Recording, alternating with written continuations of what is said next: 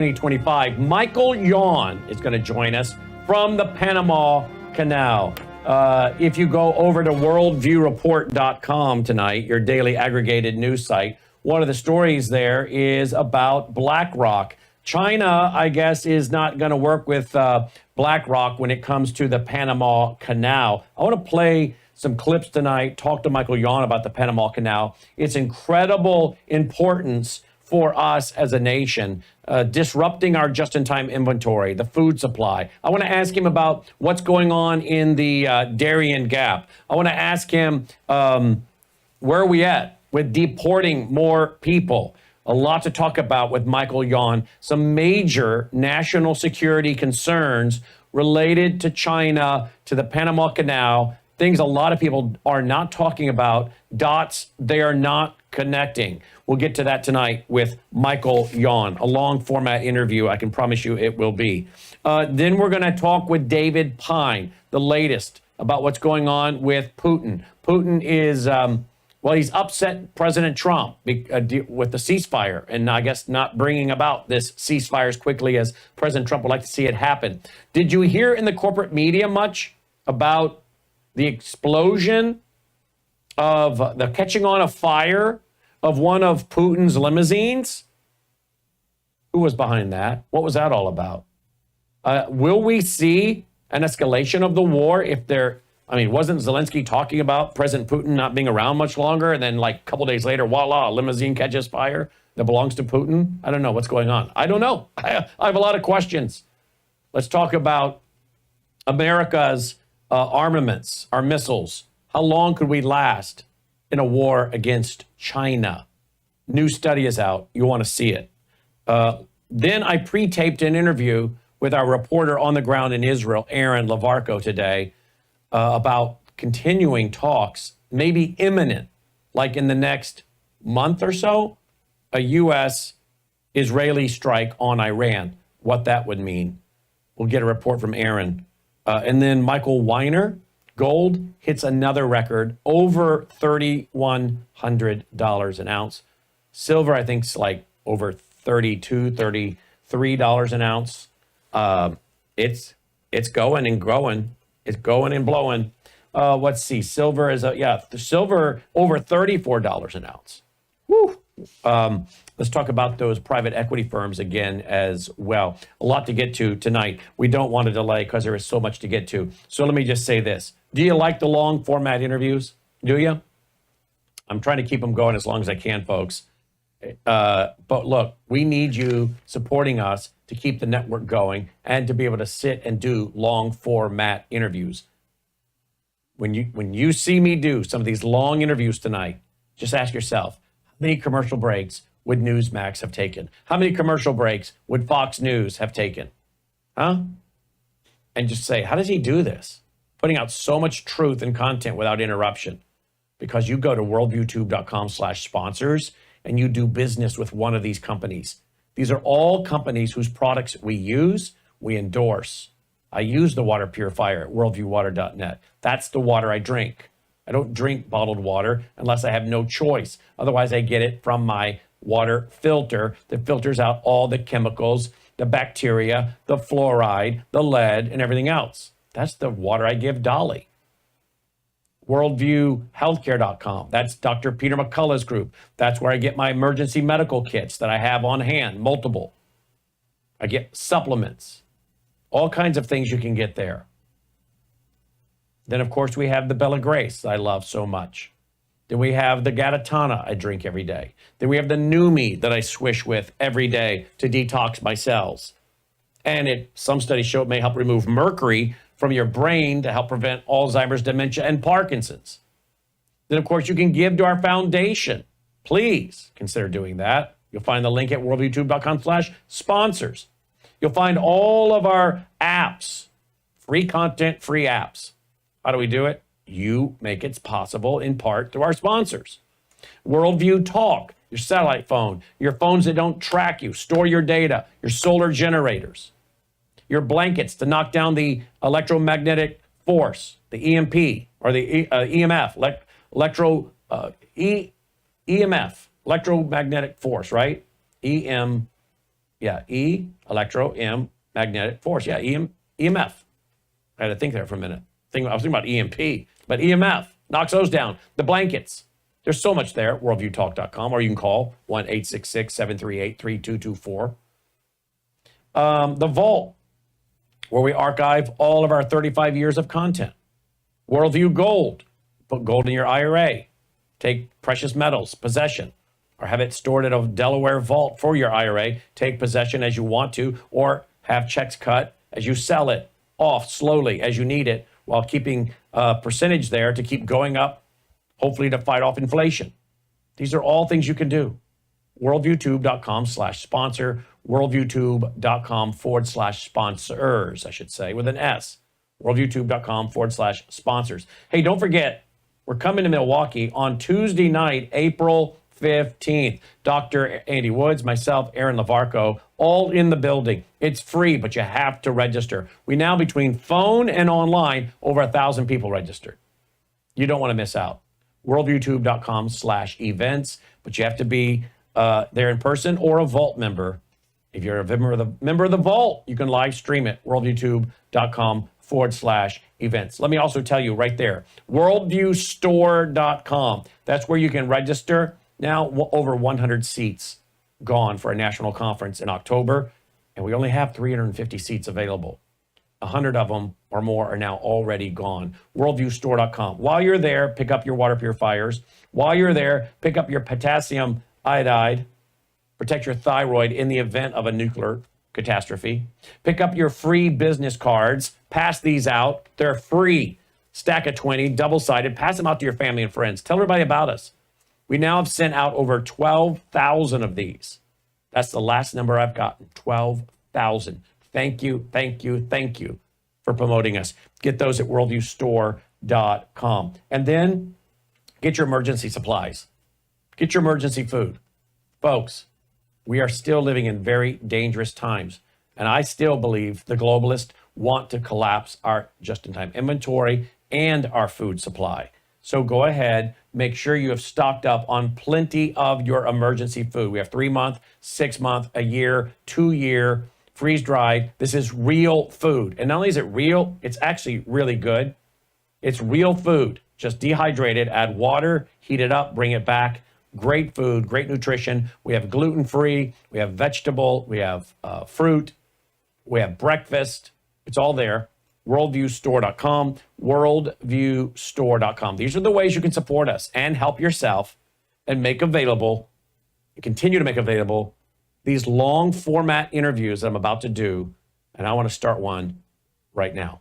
Joining me now is Michael Yon. He is in the Panama Canal. Here's the headline today. China delays $23 billion sale of Panama Canal port to U.S.-backed consortium led by BlackRock. What does all this mean? Let's find out from the man who's there right next to the Panama Canal, Michael Yon. Hey, Michael, how you doing?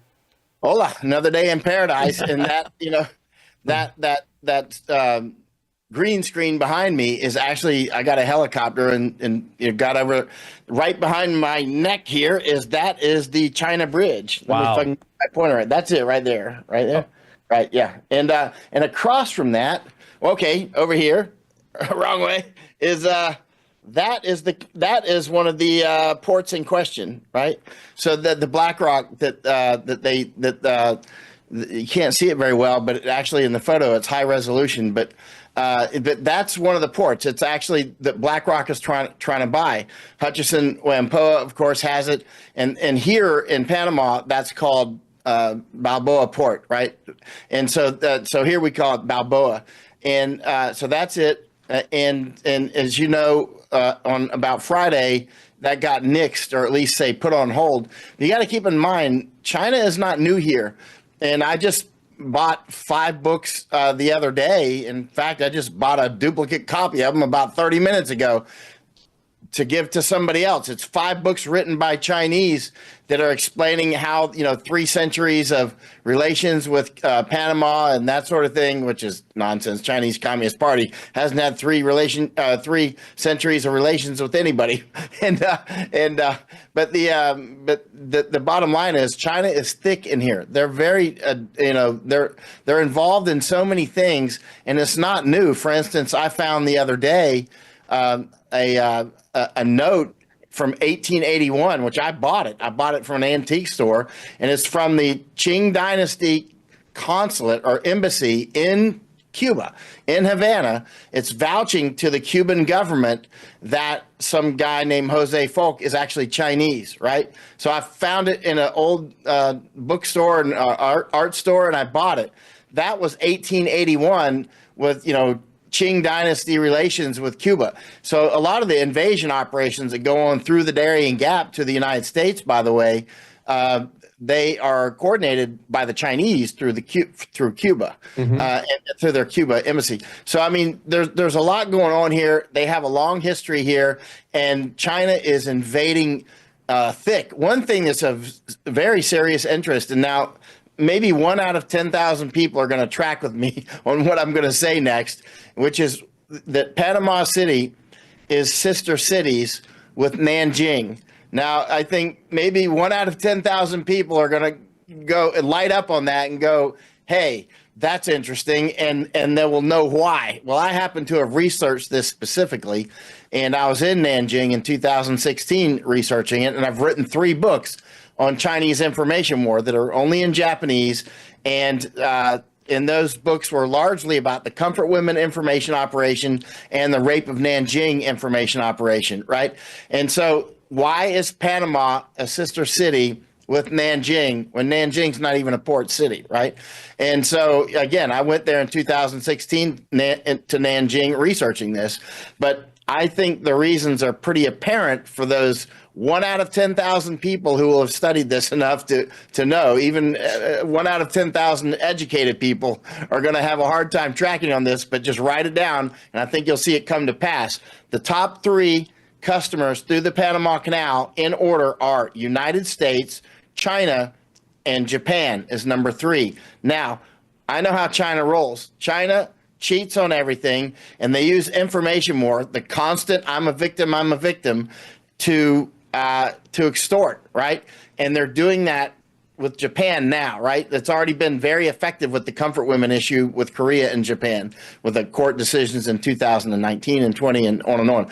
But when it comes to the sister city being Nanjing with Panama City, I'll guarantee you, just write it down and let's see if I'm right.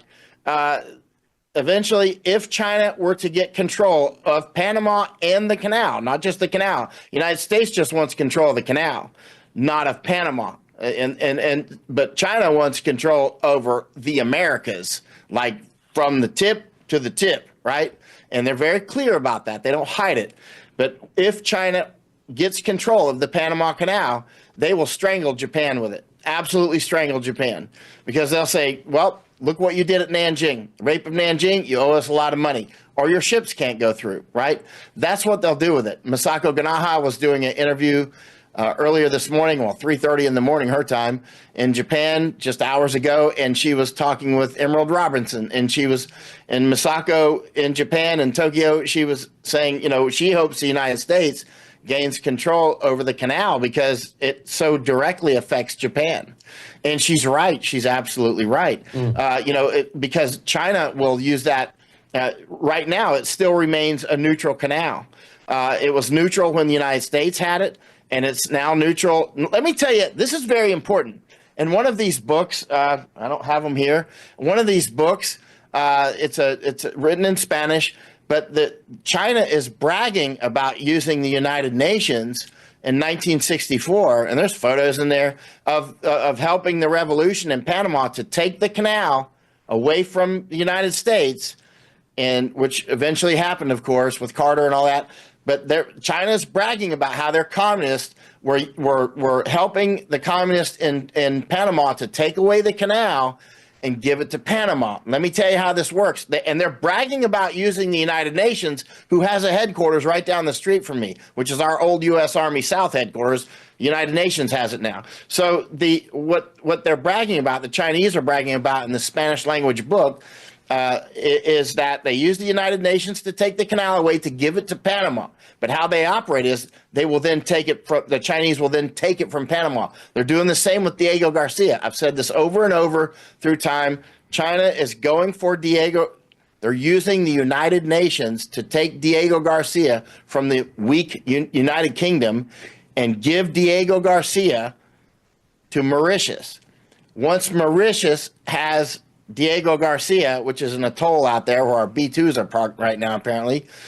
Once Mauritius has it, China can take it, just like China can take the canal from Panama, just slowly but surely. The way that China generally does these things is they just grow over you like kudzu, right? Like when I was in Hong Kong, the main weapon that China used to take Hong Kong was, information war and weaponized migration. They were just bringing in drip by drop mainlanders to go settle in Hong Kong, and they took key positions as teachers, policemen, and that sort of thing. That's the Craw Isthmus, right? I'm sorry. Yeah. Okay. I'm sorry. There's Panama. You got it turned. Yeah. Anyway, and so I wish I had a pointer. But in any case, for a moment it struck me as. But anyways, the Isthmus of Panama. That's not the way it's situated. Actually, the long axis of the north-south is not aligned on that map that's floating right there. The long axis of Panama is more east-west than north-south. Like the Panama Canal actually doesn't go east-west. The Panama Canal goes mostly north-south. So in the green screen behind me, the ocean that the canal is dumping out into is the Pacific. And when Balboa came, he spotted the Pacific and he called it the South Sea because it was south of Panama, right? So the black circle there is the port, one of the ports in question. That's the Hutchison-Whampoa port that BlackRock wants to buy. The Panamanians call it Balboa Port, and on Friday, that got nixed. The red circle is the bridge that China is building over the canal. I shot this photo. I got a helicopter and flew over the canal a few weeks ago, and I should have circled it better, but I think I was sending that to you quickly. I may have still been in the airplane or the helicopter. But that port right there, as you can see, is key. Now, I want to repeat, Panama does not actually, China doesn't actually operate the canal. They don't actually operate the locks and all that. The ports are separate. The canal, let's look at the canal like it's a highway. That's what it is, right? And like say I-75 or I-10 or whatever, I-4,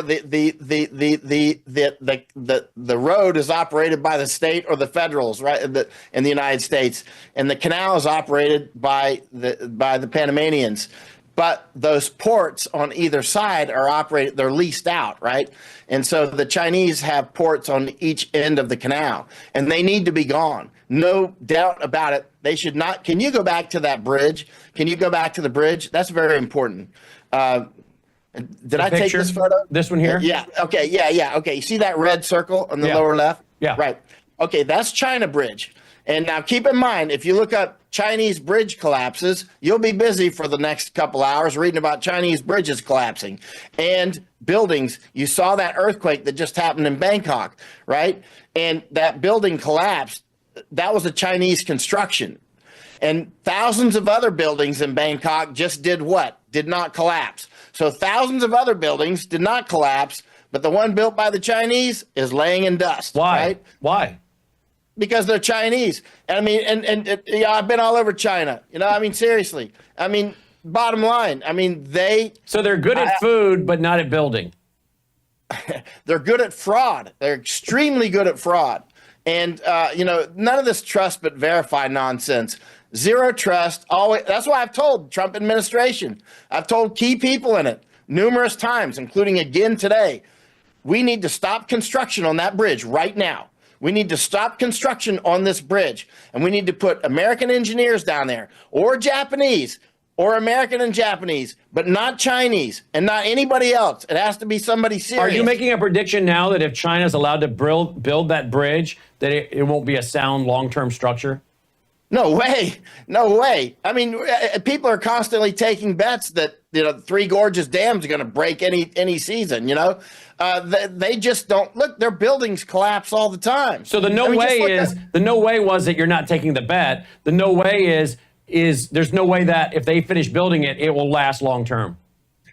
They just do fraud. I mean, that's just what they do. It's the alligators eat meat. And Chinese do fraud. I mean, that's just the way it is, right? And the construction materials, they cannot be allowed to build that bridge. They've already built one. That thing can collapse. Look, we just had an earthquake I was sitting at this table, started to shake, and you can look it up online, USGS. It was a 6.2 or something, and my water starts to shake, and I'm seeing it start to move a little bit. I'm like, wow, there's a earthquake apparently, and luckily it didn't continue. But I'm right by the canal, and keep in mind, I looked up on the USGS last night. There's been maybe, I don't know, a dozen over 7 in the region in the last about 100 years. I mean, this is an active zone, right? And so the construction on this, listen, there's 7 major naval choke points in the world, 7 that are absolutely vital, and this is number 1 for us. For the United States, this is our definite, the most important for us is right here. And there's 6 more in the world that are just top level importance, like the Suez Canal, of course, Bab el-Mandeb, Strait of Hormuz, Strait of Malacca, Strait of Gibraltar, and Turkish Straits, or Bosphorus, whatever you want to call it. Let me read this one. The United States is the single largest user of the Panama Canal, a crucial artery for global trade. Approximately 73% of all traffic through the canal involves cargo either originating from or destined for U.S. ports. This translates to about 40% of all U.S. container traffic transiting the waterway annually, representing a staggering $270 billion in cargo each year. The relationship between the U.S. and the Panama Canal is not just one of convenience, but a deeply intertwined economic and logistical partnership that has shaped trade routes and global commerce for over a century. So there's a lot of our goods that we get. 40% of all U.S. container traffic. Okay, so 73% of all traffic through the canal involves cargo either originating from or destined for U.S. ports. 73%. So if this were to get shut down, this would have a big time impact on our just-in-time inventory, right, Michael? Huge. I mean, that's why I've spent a year here since Biden was installed. A year. If I spend a year in your country or someplace like that, you should be paying attention. You might be actually thinking about buying more insurance or leaving. You know what I mean? I go to where the action is. I mean, and I as soon as Biden was installed, I went right to Texas to the border and then to Colombia and the Darien Gap, and then came straight here to Panama, the Darien Gap and the canal. And I've been going back and forth, Darien Gap Canal, Darien Gap Canal. Since Biden was installed, I've spent a year here doing that and studying this to the nth degree, because I was like, something's going to happen here. I feel it in my bones. I've done this enough. I've studied enough around the world. I've taken Masako in the last 4 years to 30 countries researching this. We went to Strait of Malacca. We went to Kra Isthmus. We went to all the. For those who don't know who that is, who is she? She's a Japanese journalist and very serious researcher, and she was on with Emerald Robinson earlier talking about the farmer protest yesterday that was in Japan. She was there live streaming it, and so she studies food issues. She studies the logistics. She's been into the Darien Gap 12 or 15 times with me and others. She's about to fly back to Panama and go back to the Darien and look at the canal more, because she realizes how important this is for Japan. This canal is absolutely vital to Japan. It's vital to the United States. It's our artery right here. You know who gets this to the nth degree is Mike Flynn. Mike Flynn is what you say the Panama Canal, and his ears go right up. He is absolutely focused on this, right? But most of Americans don't get it. They don't realize if this thing is shut down, and it can happen accidentally. This thing opened in 1914. It is a marvel. It's not just a path between the seas, although there's an excellent book called The Path Between the Seas. I highly suggest you read it. And it's up there with Creature from Jekyll Island, actually. But it's about the creation of the Panama Canal.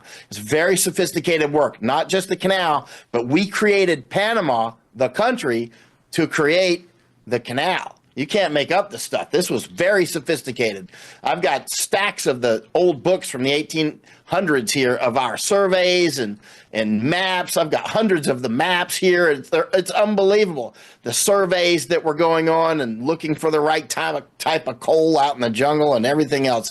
But so we put a huge amount into this that came before the canal. I've got all the Nicaragua books and the surveys. Our Navy's out in the jungle, and they're trying to decide where to make it, Nicaragua or here or some other places they looked at. And finally, it came down between Panama and Nicaragua. And there was a big information war at the time trying to push it to Panama because some people wanted it in Nicaragua. But Nicaragua also is highly active, and there's, for instance, the Nicaraguan Canal, if it's ever built, goes through Lake Nicaragua.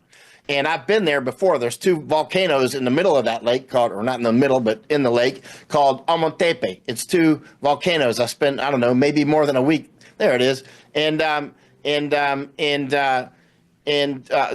this is the Panama Canal, right? And so the thing is we ended up building it here because people were doing it information. They had, volcanoes erupting on postage stamps and things, trying to push people out of Nicaragua to do it here. We finally did it here, and that's actually a hotel on the left, and that's one of the only hotels that's actually got any kind of decent view of the canal. Actually, believe it or not, there's another one, a Holiday Inn over in the United Nations headquarters area of Ciudad del Saber, and those are the only two hotels that really have a okay look at the canal. It's quite strange, actually.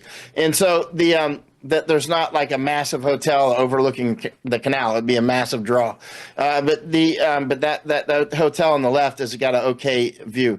And but in any case, we built the canal here, and people have been concerned for years that a volcano, or not a volcano, but an earthquake could disrupt it, and all kinds of other things could disrupt it. Another thing that could disrupt it would be the Chinese building a bridge over it, and then the bridge collapses over the canal, right? Or a ship runs into one of the abutments of their, I mean, look at how they're building the canal there.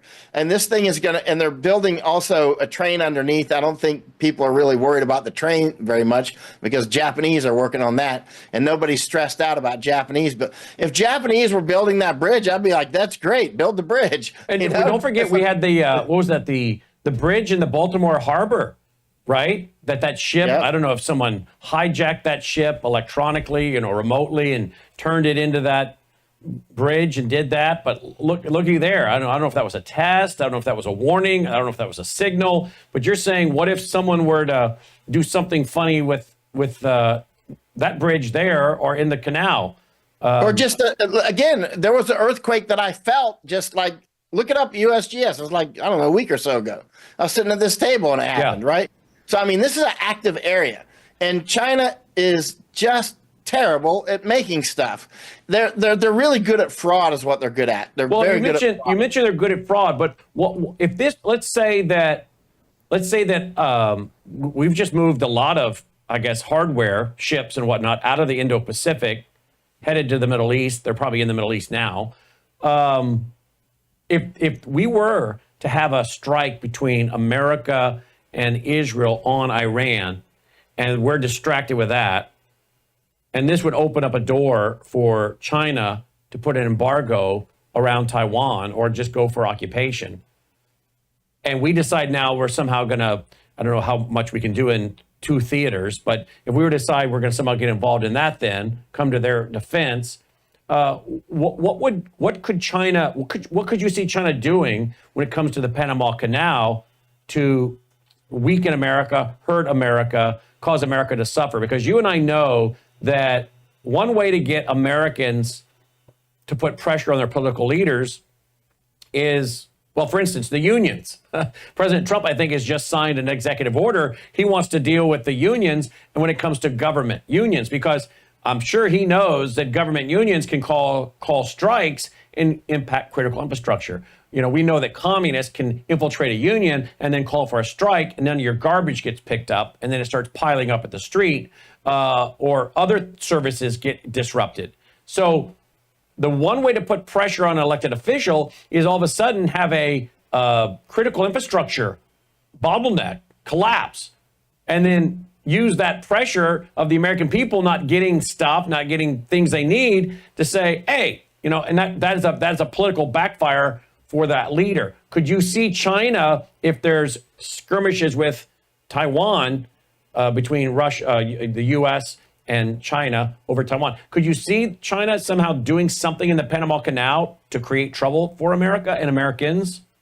They already did. They used the United Nations to take the canal and put their headquarters in our former U.S. Army South headquarters at Fort Clayton, which is now Ciudad. They already took the canal.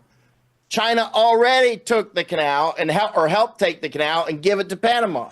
And the weak and idiotic Americans who went along with this, maybe they had video. They didn't have video back then. Maybe they had films, or they took money, or I don't know. But maybe they fell into one of those mice traps: money, ideology, coercion, ego. I don't know. Somehow they got people like Carter. He wasn't the only one to give the canal away.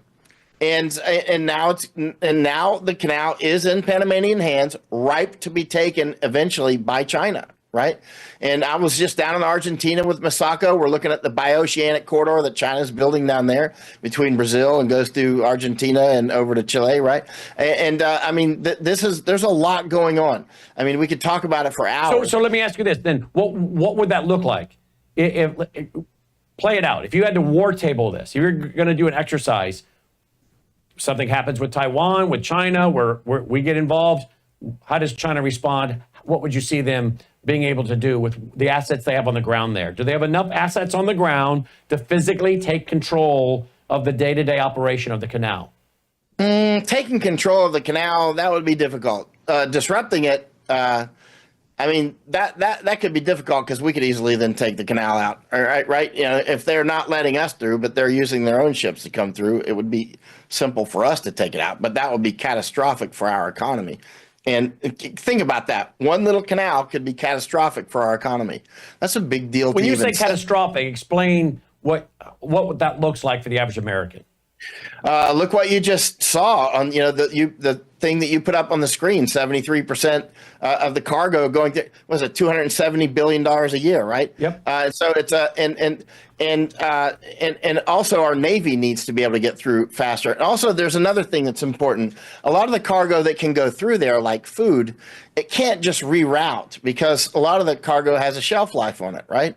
And so it can't, you know, if it has to go around South America, which would be a lot more expensive, it also, well, a lot of that stuff, you know, some things like electronics could go around the South America, but you wouldn't want to do that with some agricultural products. So there's all kinds of issues like this. At the end of the day, the United States, we gave up this canal, but it was the absolute wrong thing to do, and China helped take it away. So we need to get it back. Is that what you're saying? We need to take it back. How do you do that? I mean, well, the deal with BlackRock was just shot down. So what's Trump's next move? Not that I know. A lot of the Americans here, like a lot of the Zonians I've been talking with, they're afraid BlackRock will get it. They don't want China here. Nobody wants China here. But then BlackRock is all about keeping the Darien Gap open and letting the invasion continue. And BlackRock is DEI jab pushing, right? So so a lot of the Americans are now very concerned. They're like, we're in a rock and a hard space here. It's China or BlackRock. I mean, pick your poison, right? Pick your poison. Yeah, I mean, you know, and so what are you to do? You know, in warfare, you go for the near enemy. The near enemy in this case would be BlackRock. I mean, you don't want them. That's closer to you. BlackRock is I mean, China has huge influence around the United States, but BlackRock is, I mean, they have, yeah. But wasn't President day, Trump, wasn't he backing the BlackRock acquisition? 100%. 100%. And BlackRock is all about keeping the borders open. So were you warning your contacts in the Trump administration you don't want BlackRock doing this? I don't think they need the warning. These people are highly sophisticated people. I mean, they're on the same yachts. You know what I mean? But yet President Trump was for it, you're saying. Openly. I mean, he talked about it during his speech, that he gave, a few weeks ago. So why was he for it if you and many others are concerned about BlackRock? Why would he be for it? What's his strategy? I can't read his mind, but the thing is BlackRock wants to keep the borders open. And it's very important because the compass needles that I'm seeing on the borders, now I see a lot of people writing other things that, he's getting control of the border. I'm not seeing that. What I'm seeing is he's turned down the spigot for a while. He's not ripping up the infrastructure for the invasions. For instance, in Darien, they're looking at potentially increasing the size of the camps down there. Why would you do that? Now, people who've never been there and know nothing about this jump on it and say, well, he's going to use those camps to send people home, which makes zero sense. People that I've taken down there and they realize that they're talking about building up those camps, every single one of them has gone, that doesn't make any sense at all, even for deportations, right? It makes zero sense. So why is it happening?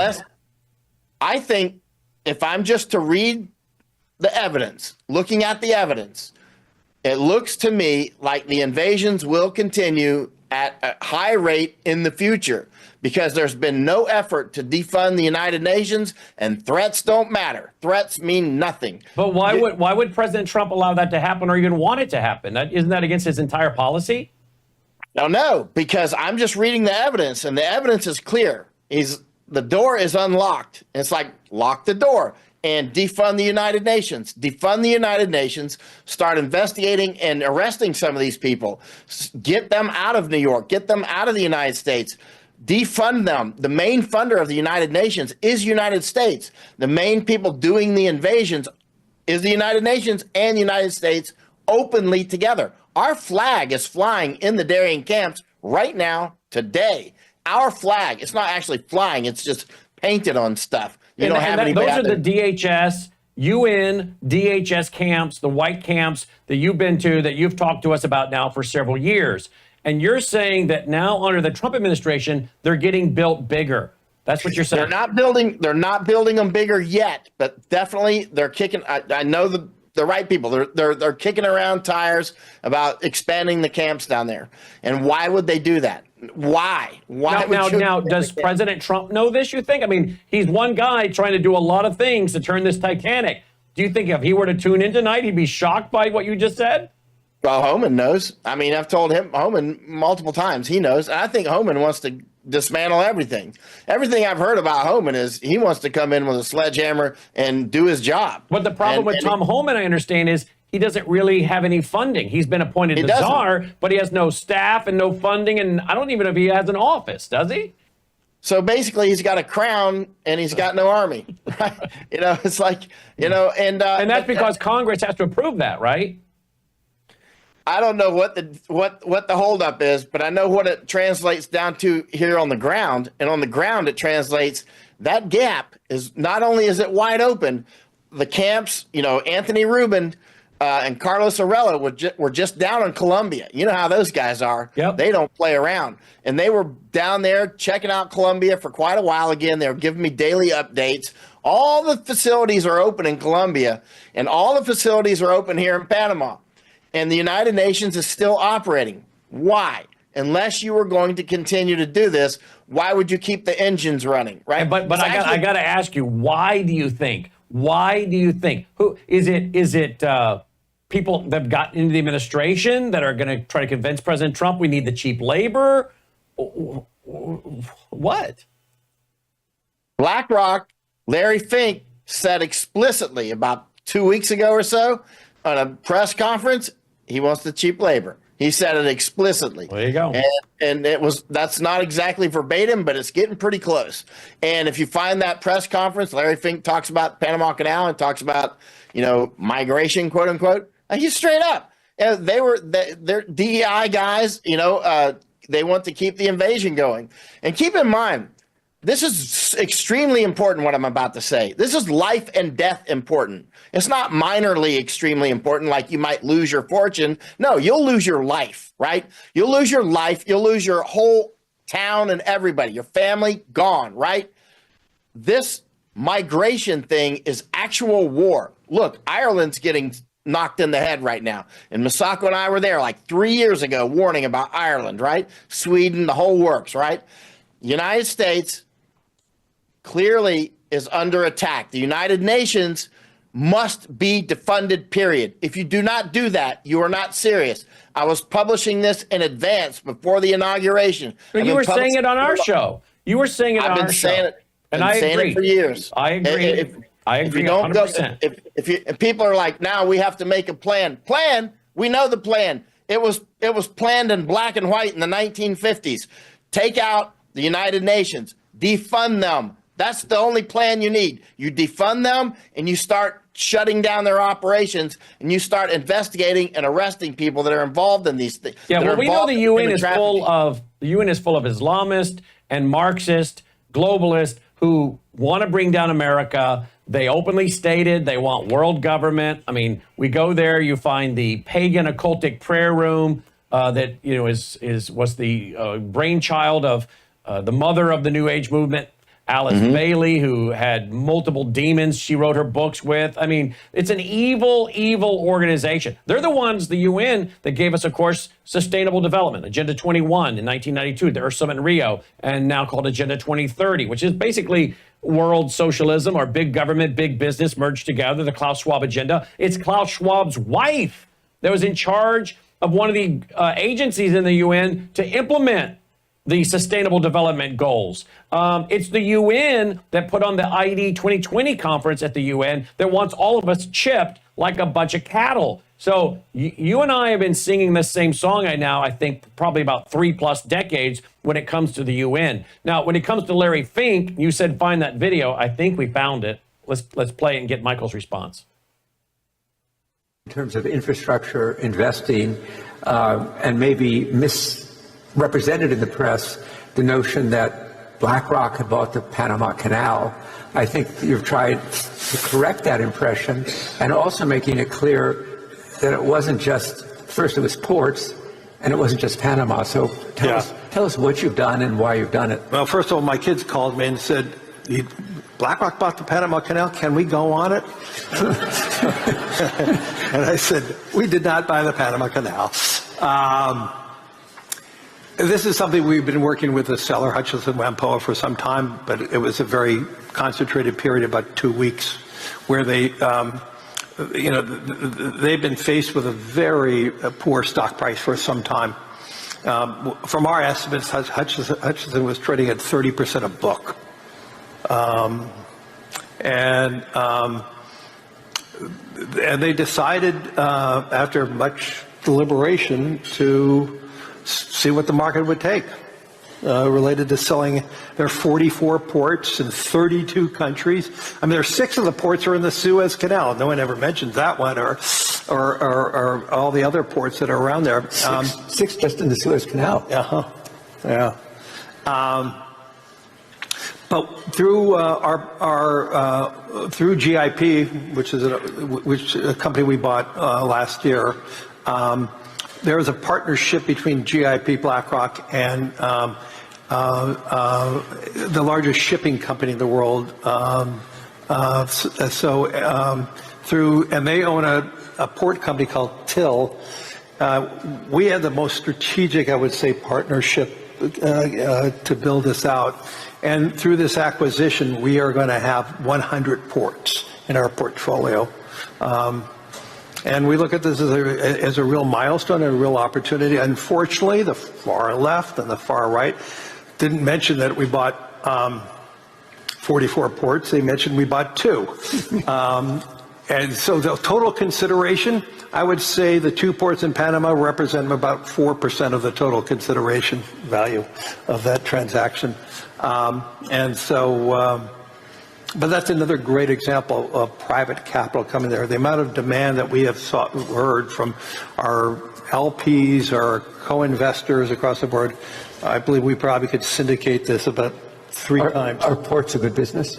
It's a great, stable business. If you believe that the world can grow at 2 or 3%, maybe 3.5% a year, that means even with tariffs and other things, it means the ports are going to be quite active, and they're going to throw off, as I said, 15, 16 type of percent return. Well, 15, 16% type of return. Wow. And if he's accurate on that, but you're actually, more importantly, in the Panama aspect, and he's like, people don't talk about the other port. Well, this is the Panama Canal, okay? Anything on the Panama Canal instantly will have more significant, like these bridges. If these bridges were in the bayou of Louisiana, right, they wouldn't be as important as they are when they're over the Panama Canal. If this Chinese bridge was being built somewhere in the backwoods of Arkansas, well, it would be important because it's the United States. But it wouldn't rise to the level that it would get my attention. It gets my attention because it's over the Panama Canal, right? And so even if this was in Baltimore, it wouldn't rise to the level of getting my attention. But the Panama Canal does. This is absolutely vital to the United States. And he knows that. And again, this bridge, when it's finished, will go right to the port, one of the ports that BlackRock wants to buy. Wow. I think I just found the clip on the cheap labor. Let's see, Logan, if this is it. Here we go. So for the short term, it's really shortage of workers. Shortage of workers. But I believe one of the reasons why we had 20 years of deflationary pressures, which obviously harmed a lot of U.S. workers, but those deflationary pressures were because we had the ability to import quite a bit overseas. And that's what kept prices down for so long. The themes today are very different. As we started focusing on more, I would say, focusing on how to build our economies, and each country are trying to think about how do we build a more robust economy, we're walking away with some of the themes that really kept inflation contained or down. And I think if we all are becoming a little more nationalistic, and I'm not saying that's a bad thing, but it does resonate with me that it's going to have elevated inflation. When I go to Washington, when they talk about these policies, I ask, at what cost are you willing to tolerate that? Yes, we may have more opportunities to create better and more robust jobs, but then the offside of that will be, it will create probably a little more elevated inflation in the short run. Right. So we obviously a lot of conversations here this morning through the conference about AI, but I don't think anybody has raised the question that you raised about the deflationary impacts of AI over time. Maybe you might share your thinking on that. Well, I mean, if you see the advancements that what AI and robotics can do, it's going to change almost every business that we could think of. It's going to change, if you're just witnessing what's going on in Ukraine related to war and how war is being fought through drones, or how Israel was so successful in Lebanon with Hezbollah. You're seeing how technology even changes war, and I think this is going to be an accelerant. And I think President Trump and how they are re-looking at all the agencies right now. This is going to be, if you could overlay what technology can do, we probably need fewer people. It's going to change everything.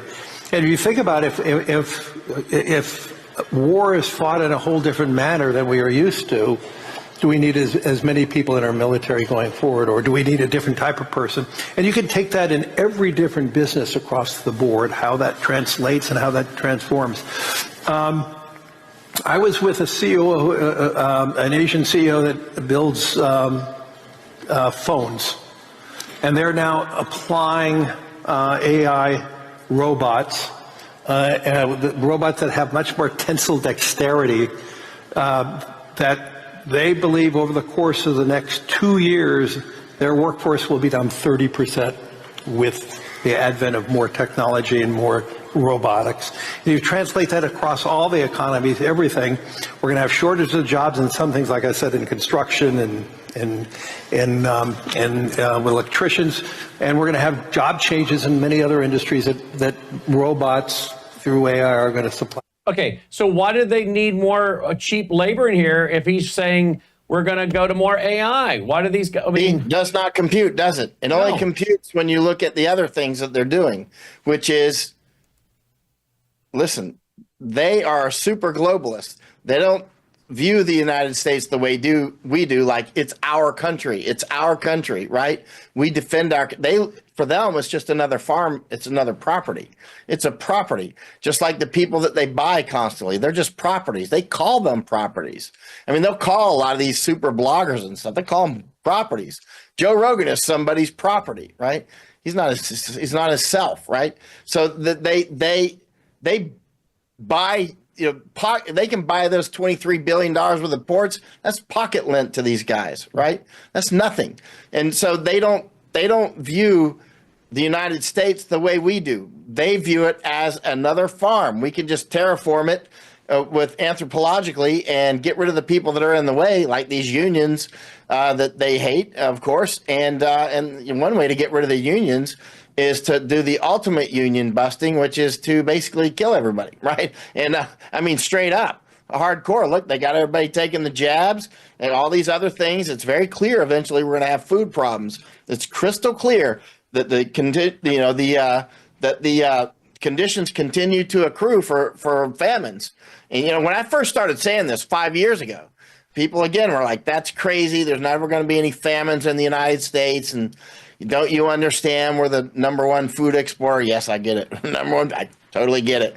And this is what I do, though. I study these things, right, all over the world. And I'm watching the pieces get moved around, and I see how this big board is being organized. And it's not being organized in a sense that will leave the United States intact, right? well, I've got later tonight, I've got Michael or David Pine on.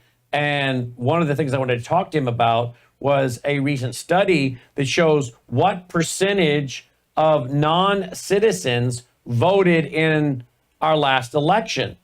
And when you figure out the number of non-citizens voting in our election, it's a big deal. I mean, they can take elections. But what if you saying it doesn't compute when we're talking about the need for cheap labor and more people in here, but then jobs are going to be taken by AI? Well, what if the goal isn't just working? What if the goal is voters? Is that one of their components? We're way beyond voters. I've been saying this for years. I mean, I know the getting the voters in is helpful, and that's for them to do their things, their nefarious things. But we're way beyond that, way beyond voters. We're talking genocide. And I'm not exaggerating. Okay, so are you saying saying they're looking to replace the American population? They're going to genocide? They don't hesitate to say it. I mean, they're crystal clear. Look at Ireland. Sako and I went over there about 3 years ago. So it is to change the entire American culture. So it really goes back to the cultural Marxist in 1933 when they got brought over, and they said Herbert Marcuse said, who coined the phrase "make love, not war." The old way of revolution is old-fashioned. The new way will be a diffused and dispersed disintegration of the system. And he talked about changing their culture. You erase the American culture, the patriarchal society, patriotism, sexual morality. Herbert Marcuse wrote a book on eros, sexual, perversion, really. We're going to push the envelope until we destroy the American culture. Well, one way you do it, as Michael Savage has said for years, border, language, culture. Open the borders. America no longer English. Borders, language, culture. So what you're saying is the importation is a multi-pronged strategy that includes erasing the U.S. Western culture as we know it. And Japan. Yeah. I mean, it's not even hidden, actually. I mean, it's not hidden to a few of us because we're out here looking at it, physically looking at it, studying it, meeting the right people. And it's just at some point it's so obvious. It's like it's as obvious as Godzilla walking into Tokyo. I mean, it's that obvious, you know. I sent that to some Japanese friends recently, and I was saying it's this obvious, right?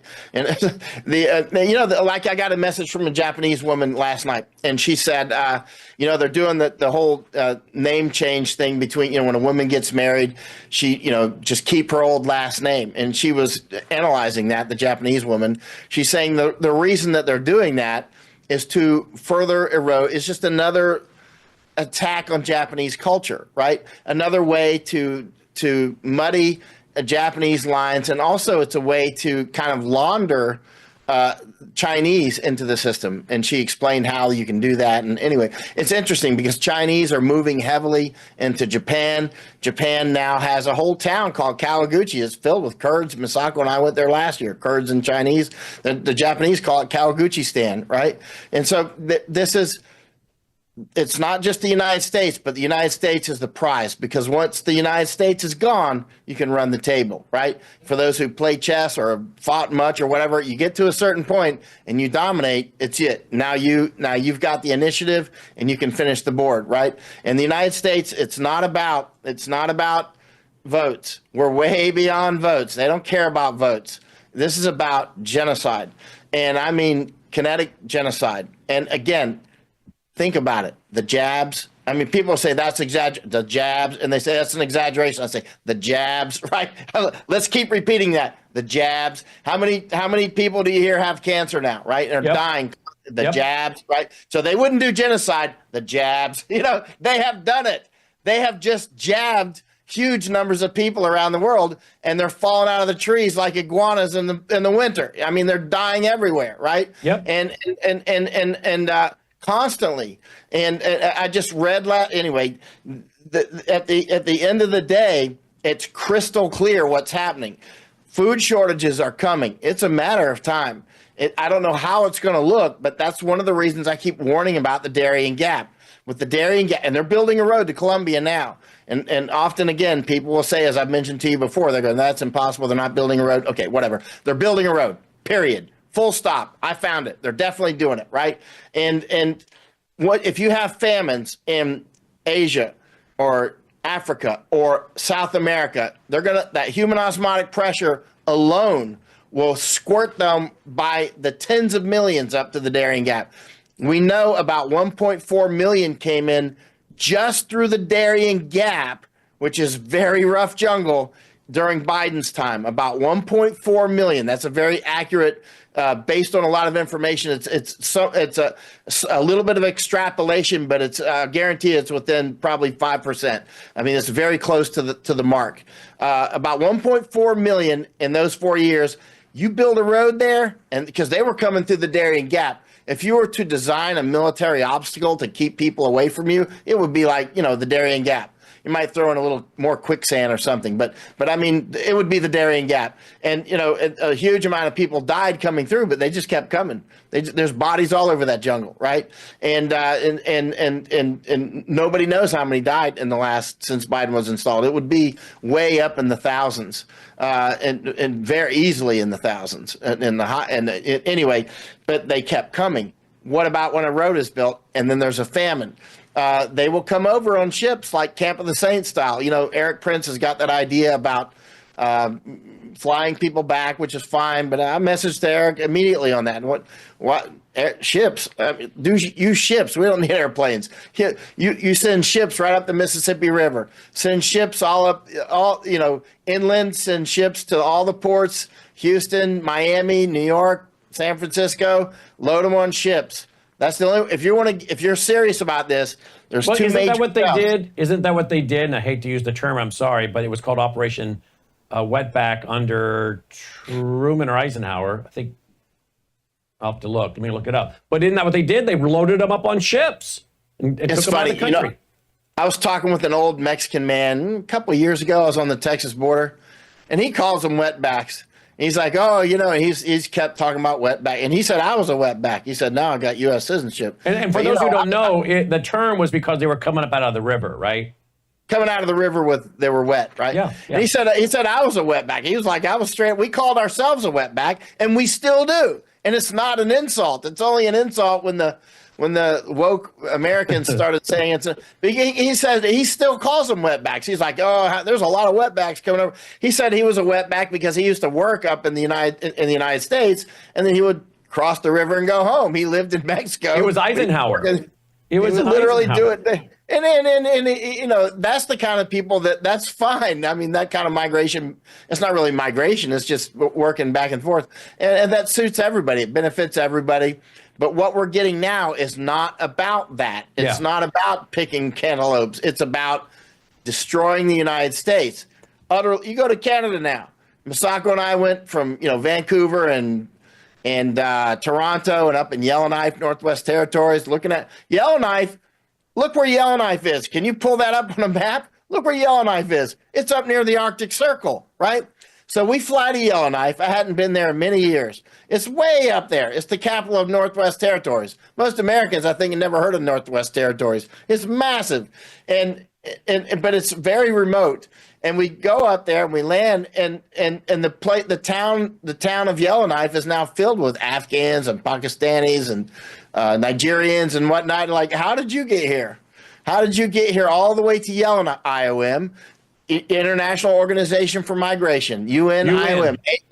Amy Pope from the UN IOM, if you look at her Twitter, we follow it daily. She's running around to Jordan and Chile. She was at the Vatican last week. You know, she's continuing to keep in mind, even if we were to stop all the invasions into the United States, even if we were to do that, and the United Nations remains alive, they will continue to do this to all of our allies until they're all destroyed. You know, like, let's use Hungary as an example. If Hungary doesn't let anybody in, Masako and I went to Hungary and talked with government people about this.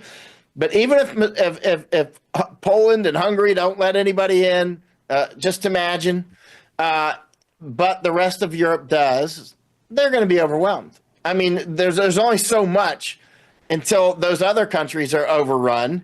And then that's it. Your borders don't exist. Yep. And you can't, little Hungary cannot defend those borders unless their neighbors their neighbors are peaceful with them. But as soon as like other countries like Austria or Romania are taken over, and UNHCR is working hard and IOM is working hard on Österreich, you know, and on Austria and on Romania, right? They're working very hard. I talked to Georgescu a couple times, and, you know, Georgescu is the guy that's running for president and then facing, you know, prison. In fact, I arranged his interview with Sean Ryan and had somebody pick up Sean at the airport in Bucharest. I mean, I'm tracking on what's going on. That Romania is under attack. All of Europe is under attack. So Hungary can push back for now, but at some point, and it's great. That's exactly what Hungary should do. It's a demonstration of courage, and they're fighting to the last straw. But there's only so much that they can withhold if everybody else punks out to the United Nations. And that's what it comes down to. Keep in mind, there's many globalist structures here, right? And they overlap and they cooperate on some things and other things they don't. Many of these are like meta countries. They're like countries without countries, like these massive corporations like BlackRock. Is it American? What is it? I mean, no, it's a thing. It's a global thing, right? Yeah. And there's many of them like this, right? Yep. Well, so they don't need the United States. They don't need the United. They float above it, right? Yes. They don't need it. But they can influence it because they can buy presidents. They can buy half the Congress they want. Everybody, you know what I mean? They can, you know, and they can buy a lot of influence, right? And they can do the same across Europe and all across Asia. And they're competing with other people who are trying to buy influence. So all of these, you know, people that are in key positions now, they got, you know, everybody's throwing gold at them because nobody's going to prison for this anymore. Nobody in the United States is going to prison for. Have you seen any top dogs go to prison for corruption in the United States? Nope. I mean, seriously, we should have probably half of Congress in prison right now, but nothing, because you're free to do business. You're installed there, and you know, here's your brick of gold. Now this is what I need. You know. I guess the only one we saw was the U.S. Senator Menendez, who actually had a brick of gold, but I think he's about the only one. Did he actually have a brick of gold? Well, I think it was. I think it was some gold. Yes, yes, I do. It was Eisenhower, Operation Wetback in the mid '50s. They ended up deporting about 1,074,000. They put a bunch of them on boats, as you were suggesting, and got them out of the country. I mean, this has been a fascinating interview. I could interview you obviously for hours on end. But what a fascinating interview, the history, the information. And I think we just covered a lot most people don't know. And I'll tell you something, we'll turn it into an article so that people can share it and digest it. We'll post the interview tomorrow morning as well. I mean, obviously we're going out now, but we want to repost it for people to watch again and share with friends. Fascinating. We appreciate all you're doing. And I hope people will follow you, Michael, at Michael_Yon. They can also support your work by going to michaelyon.com or at Michael_Yon. Fascinating. Substack is the best. Substack. Okay. Give me what is that? What is that? It's just my name, Michael Yon on Substack. So I'm publishing on Substack pretty much daily now, and stuff that I'm not publishing or saying anywhere else. Like I published a couple in the last 24 hours with photos. You know, I get helicopters and fly over the BlackRock facilities and that sort of thing. And so I've spent a lot of time developing this network and knowledge base, and we see what's going on in many parts of the world that many people don't see. Indeed you do. Get it, folks, right there. michaelyon.substack.com. Michael, thank you so much. Thank you for having me on. I look forward to coming on again. Absolutely. You can count on that, Michael. All right, folks, you just heard Michael warning about food. He warns about it every time he comes on here. Food supply, food supply, food supply. Well, he knows what I know. And I did a series a few years ago now on, what was it, 7 or 8 F's to control us. One of them was firearms, take your firearms, food, foreign invasion. You know, I had all like 7 or 8 F's. Obviously, right up the top was finances and food. Folks, go to worldviewstore.com, as I started out tonight telling you. Get your emergency food. This is really good food. We've actually made it for people, had them eat it, and then they didn't know it was freeze dried. They're like, you realize that was freeze dried? They're like, what? Yeah, that was freeze dried. It's real food. It's just freeze dried, and then you add hot water and bring it back to life. It's real food. Okay, you want to have this in emergencies, blizzards, snowstorms, cyber grid attack, EMP, whatever could happen. Right? You want to be hyperinflation. What do you think is going to happen to the grocery stores if we go to hyperinflation? What do you think? I'm not saying we will. I don't know what's going to happen. But I do know this. I'm not going to be dependent on the government. I don't care if it's natural disaster, man-made, terrorism, hyperinflation, banks closed for a while, whatever. I'm not going to be dependent on the government. Sorry.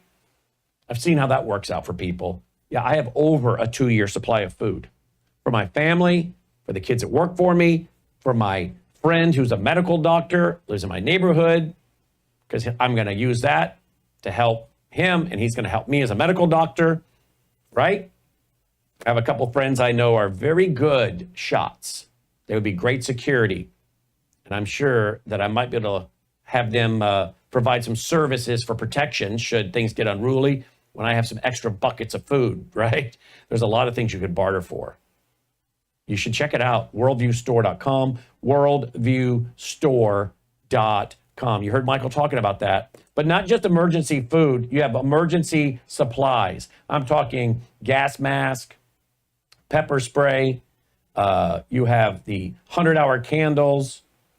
We have indoor stoves, suture kits, 5-gallon collapsible water carriers, self-powered indoor space heater and stove.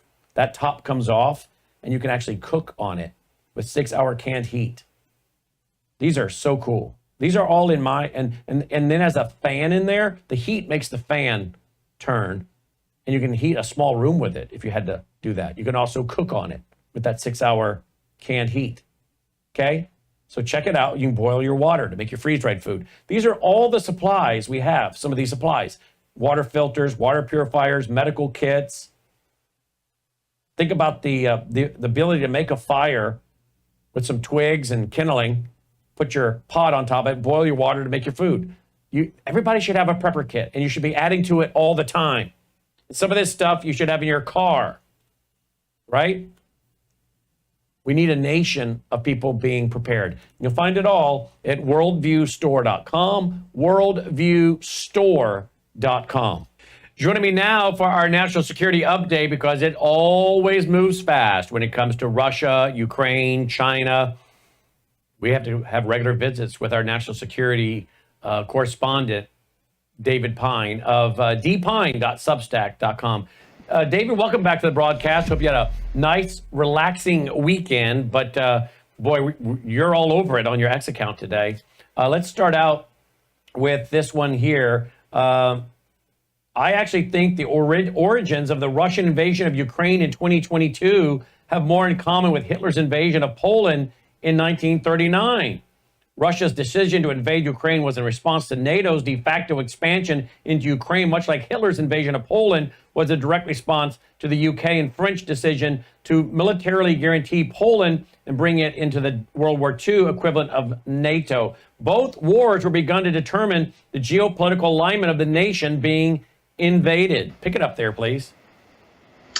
Hey, Brad, great to be with you. Hope you had a great weekend as well. Thank you. Yeah, so from the beginning of this conflict, I recognized some very interesting similarities between Putin's invasion of Ukraine and Hitler's invasion of Poland. Not in their entirety, but just in the initial origins in terms of, with Putin, he wasn't really primarily about territory. It was primarily about, returning Ukraine to its, pre-2014 neutral status as a neutral buffer state between Ukraine and NATO, and rolling back the Ukraine's de facto NATO membership that began in November 2021 when Zelensky signed a strategic partnership agreement with the U.S. And in the case of Hitler, he'd been trying to pursue an alliance with Poland against the Soviet Union, which was really the only country he ever wanted to invade outside of, I guess, Czechoslovakia. He was in response to that. He had stupidly broken the Munich Pact, and that caused Chamberlain, as Prime Minister of the United Kingdom, to overreact and guarantee Poland, and of course, the French did so as well, and that really closed the door on any diplomatic negotiations that could have averted World War II and averted war between Germany and Poland. And even after the war, the day after he invaded, he offered to withdraw from all of Poland except for the Polish quarter, which was 4.3% of Poland's total territory. And similarly with Putin, he actually offered to withdraw from all of Ukraine's pre-war territory. That, of course, would exclude the Donbass People's Republics, which were about 3% of Ukraine's territory, and Crimea, which was 4%. But nevertheless would have restored Ukraine's pre-war borders under the Istanbul Agreement of April 2022. And we refused that agreement. So I'm not trying to justify either dictator's invasions, but in terms of their actual territorial, attempts or demands, they were fairly minimal, and they were really directed towards changing the geopolitical alignment of the countries being invaded. In both the case of Poland and Ukraine. Interesting history.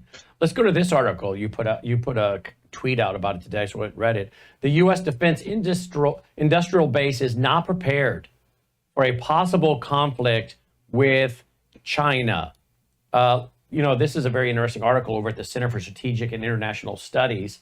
And I guess they show that air campaign on day 5. I don't know if they have day 1. It'd be nice to see day 1. Where's day 1? But anyway, they go through how many missiles would be used. And the bottom line is it wouldn't go so well for us, right? Yeah, that's right. The U.S. has a very finite and limited number of precision strike munitions, particularly long-range precision strike munitions. That would include the SM-3, the SM-6 air defense missiles. It would include anti-ship missiles, Tomahawks, and other precision strike munitions. And we've been using a lot of those, sending them to Ukraine, obviously, as well as using them up primarily in combat against Yemen and the Houthis. And it's really been, a big mistake, I think, strategically, because our production capabilities of long-range precision strike munitions, particularly naval strike munitions such as Tomahawks, is really pathetic. So by day 10, we're out of that graphic was showing. Sorry to interrupt. That graphic was showing by day 10 we're out of missiles. Well, I think it's even worse than that. I mean, there's been multiple studies, including most recently a congressional war game that estimated that the U.S. would run out of those long-range precision strike munitions in less than a week of intense combat operations. So we're talking maximum 7 days. We'd be out of all those missiles.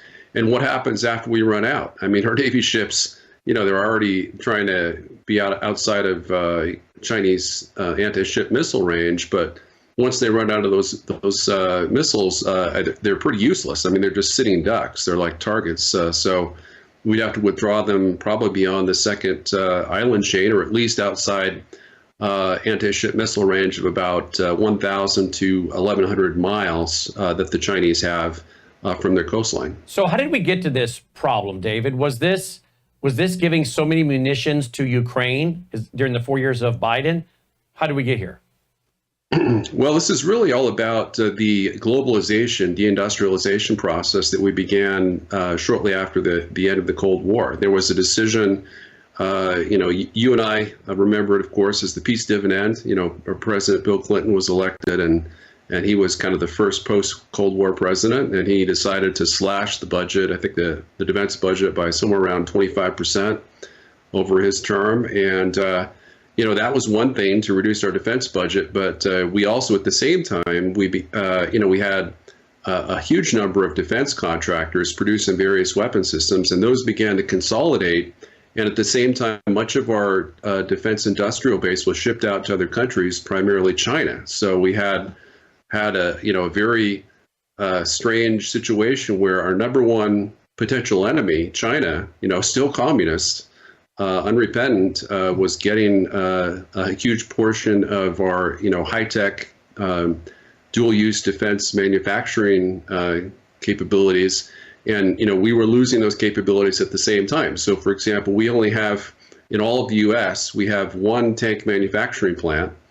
I think it's at Lima. And that plant has not produced any new Abrams tanks, I think, since the end of the Cold War. It's outrageous. We simply take old Abrams tanks and kind of retrofit and modernize them to a higher, more advanced capability. From what I had, which was non-digitized, M1A1 tank back in the early to mid '90s, is what I served on, to the fully digitized version, which is kind of the M1A2 or equivalent version that's up to date. But and then we only have one 155 millimeter ammo plant, and that plant has suffered fires, which are likely Russian sabotage, that took it out of commission for at least 3 weeks. So there's a lot of points of vulnerabilities, but the primary reason actually isn't that we shipped a lot of our missiles to Ukraine. It's actually that we stopped producing, we vastly decreased our capabilities for producing those missiles and ammunition. Well, at the same time, China and Russia have ramped up theirs to a massive extent. So obviously you're concerned. I mean, how concerned are you if this thing escalates? I mean, I guess let me answer your question with another article or another tweet by you today, because you actually said if leaders want to know what the U.S. and EU would look like immediately after a war with a Sino-Russian alliance, one has only to look at the modern day Gaza. Tell me about this. Yeah, I mean, if you look at what Israel has done to Gaza, whether you think it's justified or not, I'm not trying to get into that with this post, but they've suffered 7.5% of their entire population has been either killed or wounded. They've lost 2/3 of their buildings, not just homes, but just buildings within their cities that are business related. And then they have 85% of their population that's become refugees, and hundreds of thousands of those are starving to death. I did a comparison on what the actual numbers would be on the U.S. side. If it would be in excess of 200 million refugees, American refugees, if we were to apply those same percentages to the United States. So it's a level of devastation that we find it hard to comprehend, and that's why Trump talks about Gaza as just a kind of a post-apocalyptic wasteland, and it pretty much is, and it's very sad. I'm kind of smirking a little bit, but it's the devastation that we see there is what we would very similar to what we would face in a post-EMP or a post-cyber attack situation, even if our buildings survive. Let's talk about Putin. President Trump definitely not happy with Putin right now. I reported on it on my Worldview Report tonight. He said he's angry, but that the anger could quickly subside if a deal could go forward. Tell me, what is it that Putin is dug his heels in on? What specific points? Well, I think Trump's referring to the ceasefire. He's really been pushing this 30-day ceasefire, and you and I have had a lot of conversation on this show. That I think that's kind of a diversion. It's really unnecessary. We don't need to have a 30-day ceasefire. We can negotiate a peace deal with Russia and then immediately begin a ceasefire that's not temporary but rather permanent. And we can do so by pressuring Ukraine to sign the agreement with minimal changes, unless with the option that if they don't, we'll cut off Starlink access and then their front will collapse. And I think that would be the trigger point, the pressure point, which we actually could get Zelensky, who's been amazingly stubborn and really the main obstacle to peace, to get him to finally agree to end the conflict. And there's really no advantage that Ukraine possibly could have by prolonging the war unnecessarily, as Ukraine has done. I mean, every year Russia's terms get worse. Every year, they lose 30. Ukraine's lost 30,000 casualties a month. They just can't sustain it, and their military is crumbling. It's being decimated by Russian forces. Some Ukrainian battalions that typically have 500 troops in terms of their end strength, they're down to 50 troops. And instead of commanded by a lieutenant colonel, they're commanded by a senior lieutenant, which is the equivalent of kind of a junior captain on the Ukrainian side. So it's really, we don't really get the picture. Not even Elon Musk seems to understand that the degree to which Ukraine is losing the war. But I think Trump does to a substantial extent, probably not to a full extent. But this is something that needs to end. And it needs to end by, the only way it can possibly end peacefully is by Trump accepting most of Russia's terms. And based on the statements of his top cabinet officials, I think the U.S. is willing to do so. But the problem is we haven't actually had the negotiations, to negotiate those specific terms, because we've been kind of diverted by this whole ceasefire focus, which is just completely unnecessary. I was reading my history about the Korean War, and the Korean War was actually, the armistice agreement took over 24 months to negotiate. And the entire time we were having a hot war, there was no ceasefire whatsoever. We were fighting and killing each other with the Chinese and the North Koreans during that entire period. President Trump, as you tweeted out, has decided to move the 101st Airborne Division to a new base in Romania. Why? Well, that's the real big question. If you read this here, so they had the secret, the secret classified Hegseth memo that leaked, and we can talk about that later. But the Heritage Report from which it was based on essentially said that the U.S. should actually surge forces and even nuclear weapons. Well, it doesn't say surge troops. It says surge or move our nuclear weapons from Western Europe all the way to the Russian border with Finland and Poland, as well as Romania, which borders on Ukraine. So, and then there have been other statements by the Trump administration that, threats to withdraw 35,000 U.S. troops from Germany and move them to Poland. So all of those, this is kind of a bipolar, if true, and it's possible that these won't be implemented, although reports indicate they likely are being implemented.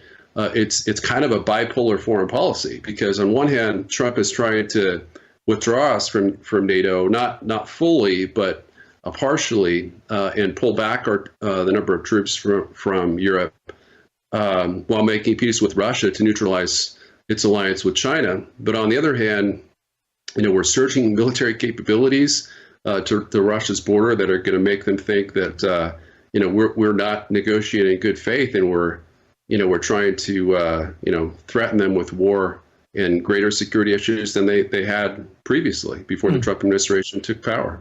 Okay, what do we know about? Well, here's one headline: Putin's limousine reportedly explodes in Moscow after Zelensky predicts his death. What do you know about that? Yeah, so Zelensky made some cryptic comments. He said that Putin won't, he's going to die soon, and so the war will soon be over.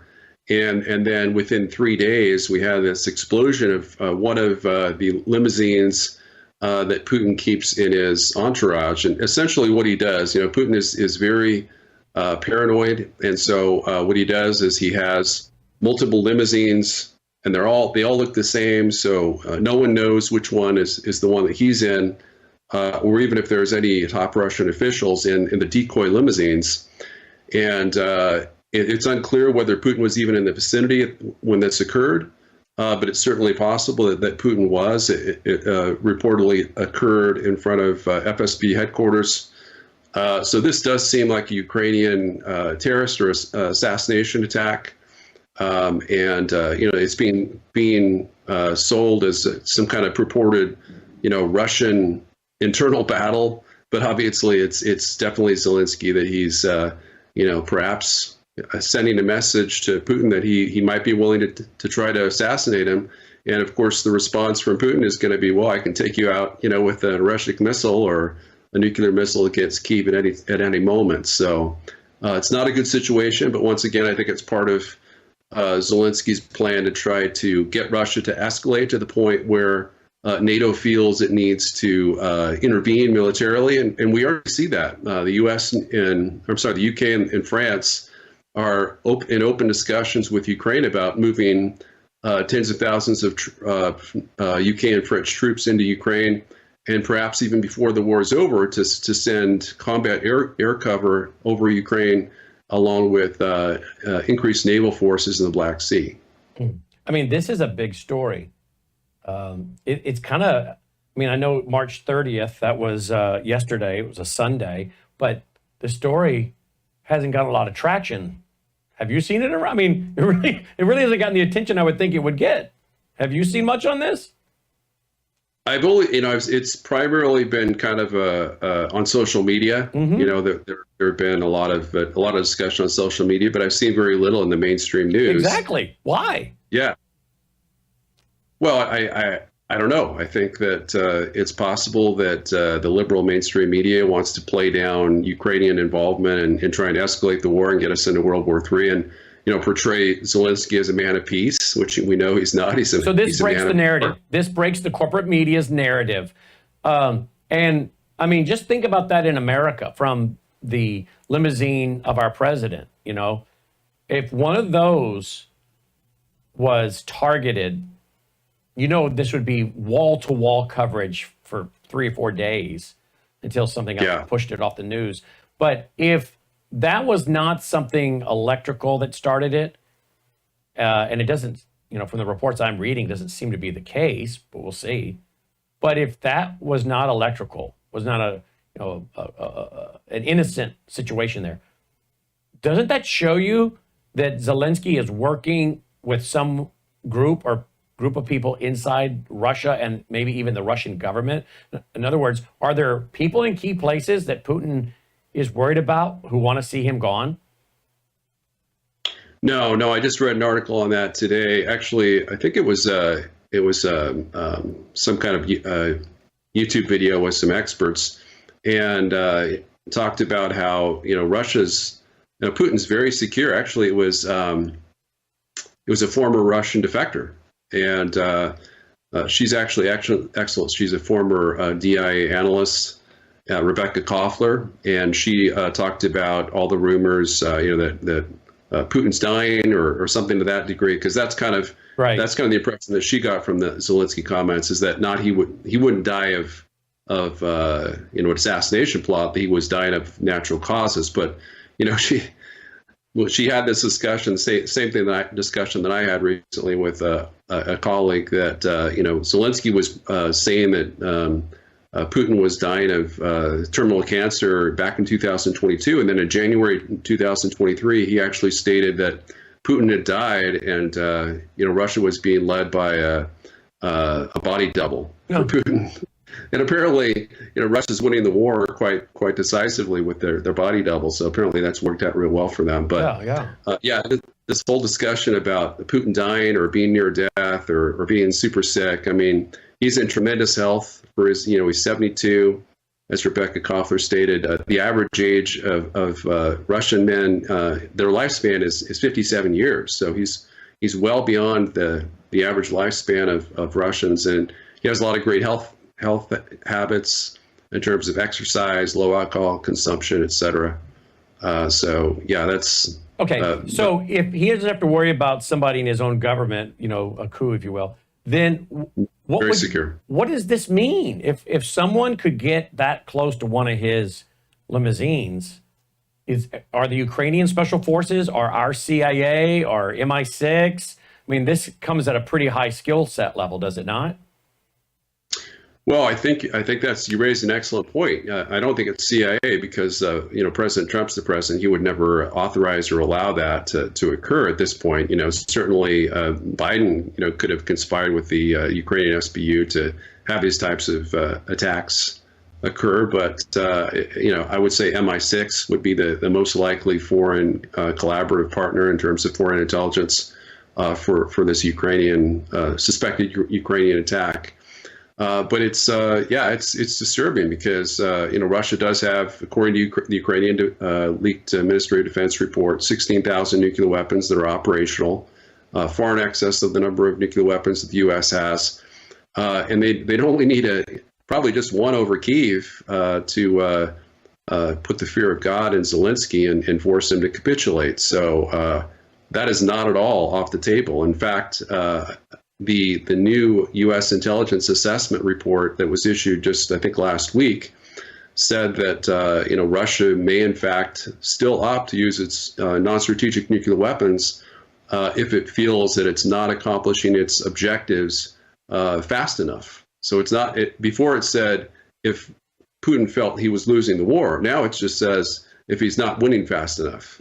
So that's very conceivable that Putin might feel he's not winning fast enough and might decide to pop a nuke over Kyiv to end the conflict. Well, if someone tried to assassinate Putin on the Kiev side, I can't see Putin sitting still for that without tit for tat.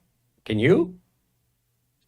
Well, I don't know, because Putin has a reputation for being an extremely rational and restrained leader. His strategic forbearance is beyond amazing. If any U.S. president, virtually any U.S. president, would have prosecuted this war in Ukraine with much more ferocity. And what I'm saying is, we wouldn't be satisfied with four or five Ukrainian oblasts. We would have bombed and occupied the entire country by now and installed a U.S. puppet government to ensure that Ukraine never threatened the U.S. again. And that's what we would have done, I think, if Russia converted Canada into a military ally and stationed nuclear-capable missiles in Canada and started bombarding U.S. cities with those missiles. So. I don't think it's, what I'm saying is, even if Putin thought that his life was targeted, I don't think he necessarily would overreact or react harshly in response, so long as he perceives Russia as winning and achieving its strategic objectives in Ukraine. Well, don't forget, we also had a general assassinated going to his car, or I can't remember if he was going to his car or coming from his car, but right out in front of his own home. Yeah, and there's an article, really great article that came out today. I think it's called in the New York Times, the secret war that the U.S. has fought with Ukraine against Russia, the Russian invaders, and it goes into great detail about how the U.S. has been involved to a far greater extent that has been reported. And this is what Putin's been saying the whole time, is that basically, the U.S. is providing all the targeting information and intelligence to Ukraine, both satellite and intelligence related. And they're almost, some of the technicians are even, he believes, are pulling the trigger because it's so difficult to operate these types of long-range missile systems that the U.S. has given Ukraine, such as the ATACMS systems. But we've really been, helping the Ukrainians assassinate low-level Russian generals. We killed, I think there was a list at one point that had about 15, but actually I think only 7 were confirmed. I think the other ones were probably disinformation. But even 7 or 8, low-ranking Russian generals, that's a big deal. And this article also says that Ukraine is saying 700,000 Russian soldiers have been killed. I think it's actually closer to 100,000. But even 250,000 Russian casualties that have been incurred primarily because of U.S. support. I mean, if we had done the same, if Russia had done the same thing to us and killed or wounded 250,000 U.S. troops, does anyone believe we wouldn't be in a nuclear war by now? Exactly. I'm sure we would have had a nuclear response. Well, speaking of nuclear, we got EMP. Look at this headline. Peter Hitchens, warmongering Keir Starmer is marching us all to a nuclear exchange. And here's why the Russians could win one without killing a single person. And of course, he has to be talking, you have to pay, but he has to be talking about EMP, right, David? Yes, he is. Absolutely. That I actually posted a post by him on X, where he does actually reference super EMP weapons as being a game changer that very few people are aware of. And so I'm grateful to him for trying to raise the profile of that issue because, the truth is if the U.S. went to war with Russia, China, Iran, and North Korea, each one of those countries have either super EMP satellites, orbital nukes with super EMP capabilities, or ICBMs with super EMP warheads they could use to take down all U.S. critical infrastructure with little to no warning and kill 250 million Americans over a 12-month period. So that applies not just to the U.S., of course, but to NATO as well. And our late friend, Dr. Peter Pry, warned about that in an article I think he published around 2021 or early 2022, that it would only take one well-placed, super EMP weapon that Russia launched at NATO to take down all of NATO and win a war in a matter of minutes. All right. How about this final one? There was a recent poll in which 15% of all non-citizens admitted they voted in a recent election. Given that there are 51 million non-citizens in the U.S. today, that amounts to over 8.7 million legal and illegal immigrants, the vast majority of whom voted Democrat. The amazing thing is, despite this brazen Democrat attempt to steal the last 3 national elections, President Trump still won. Well, this is why those who say we're back and are, really excited that all of our problems are behind us, we don't know what's going to happen in 2 years. They get a bunch of illegals to roll out in 2 years, and then President Trump is the lame duck for the next 24 months. And then they steal the election 2 years later from Vance. So we're in a very crucial window to fix this system. True? Absolutely true. Yeah, and President Trump has, he just signed an executive order to require proof of citizenship for anyone voting. So the Democrats screamed bloody murder that was disenfranchising millions of voters. And of course, the millions of voters they're referring to are Democrat voters who are non-citizens. Which would disenfranchise American citizens, canceling out their votes. That's right. Yeah, so we don't care about the non-citizens being disenfranchised.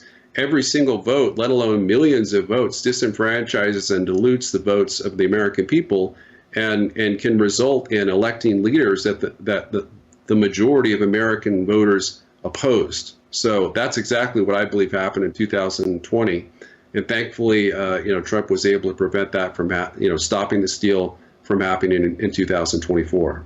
Here it is. If you want to follow him on X, there's his handle, @AmericaFirstCon, @AmericaFirstCon. You can also follow him on Substack, dpine.substack.com, dpine.substack.com. As always, David, we appreciate our visits with you. Thanks, Brad. It's always a pleasure. Thank you, my friend. David Pine checking in tonight. I'm sure we'll have him back before the weekend's over because things are moving awfully fast, are they not? Can we go to the dolly cam, my friends? Can we go to the dolly cam? There she is. Why that dog likes to sleep hanging off the My Pillow pet bed, I have no idea, but she sure does, doesn't she? Yep. Well, guess what she had this morning on her food? Can I show you what she had this morning? Go to worldviewtube.com/sponsors. Scroll down the page until you find the Gatatana. There it is. It moves around. The banners move around. There it is. Open it up. She gets a half a scoop on her food every day. I get a full scoop, which these are very, very small scoops. For those of you that have not ordered this, you'll be shocked at how small the scooper is. So when we say she gets a half a scoop, it's not very much. When I get a whole scoop, it is still not very much. But even one scoop, as tiny as it is the equivalent of 90 billion plant cells. And of course, you can give it to your pet, and it helps to fight things like, well, look at that cat had a tumor in its eye, got on this, gone. So there you go. I love it. And by the way, let me show something to you, just to remind you guys. If you want to pull that down, let me show them something else. I'll pull up another screenshot here. This is, don't forget, this is this article, there you go, that was in the paper up in Canada back in July 6, 2005. This is how this all started. He was just raising this phytoplankton for his shellfish. Then he was given a terminal diagnosis, started eating it right out of the container himself. His daughter, who's pictured there, was like, are you crazy? You don't know what this is going to do to you. Went in for surgery. They did some biopsies. They found the lungs. He had melothelioma or melothelioma, or however you say it. And his lungs were covered in some kind of white film. He's done video talking about it. We played it. They did 11 biopsies, came back benign. He lived another 10 years. So David Hunter started producing this into a powder and making it available. And now we offer it. MelissaHouseGPA.com, MelissaHouseGPA.com. I don't give medical advice. I'm not a medical doctor. But I'll tell you what I would do personally, my personal thing, what I would do. If I ever got one of those diagnoses, I would take 5 scoops in the morning in water, and I'd take 5 scoops at night in water. That's what I would do. And then I would be swishing like crazy with my Numi to detox the cells. That's what I'd be doing. So Melissa House GPA, get a subscription and save. There are 5 clinical trials behind this. This is not a joke, folks. Your health is not a joke. And of course, people that are sick and very sick know they'd give almost any amount of money to get their health back. Because if you don't have your health, what do you have? I know people that are in their 90s that are very wealthy. Guess what they talk about all the time? Not their money. They talk about how little time they have left. They're like, I have something I cannot buy, time. And some of these guys I know, they are so intrigued by all that's happening in the world. They don't want to leave. They're enjoying their kids, their grandkids, their great-grandkids. And they love watching what's happening, and some of it they don't agree with, obviously, they're distressed over. But all the things going on, they're so intrigued by all the new developments and the technology and watching everything that's happening and enjoying their family. And a couple of these guys are really wealthy, but they say, what I don't have is time. Well, other guys I know are sick, and they're well off.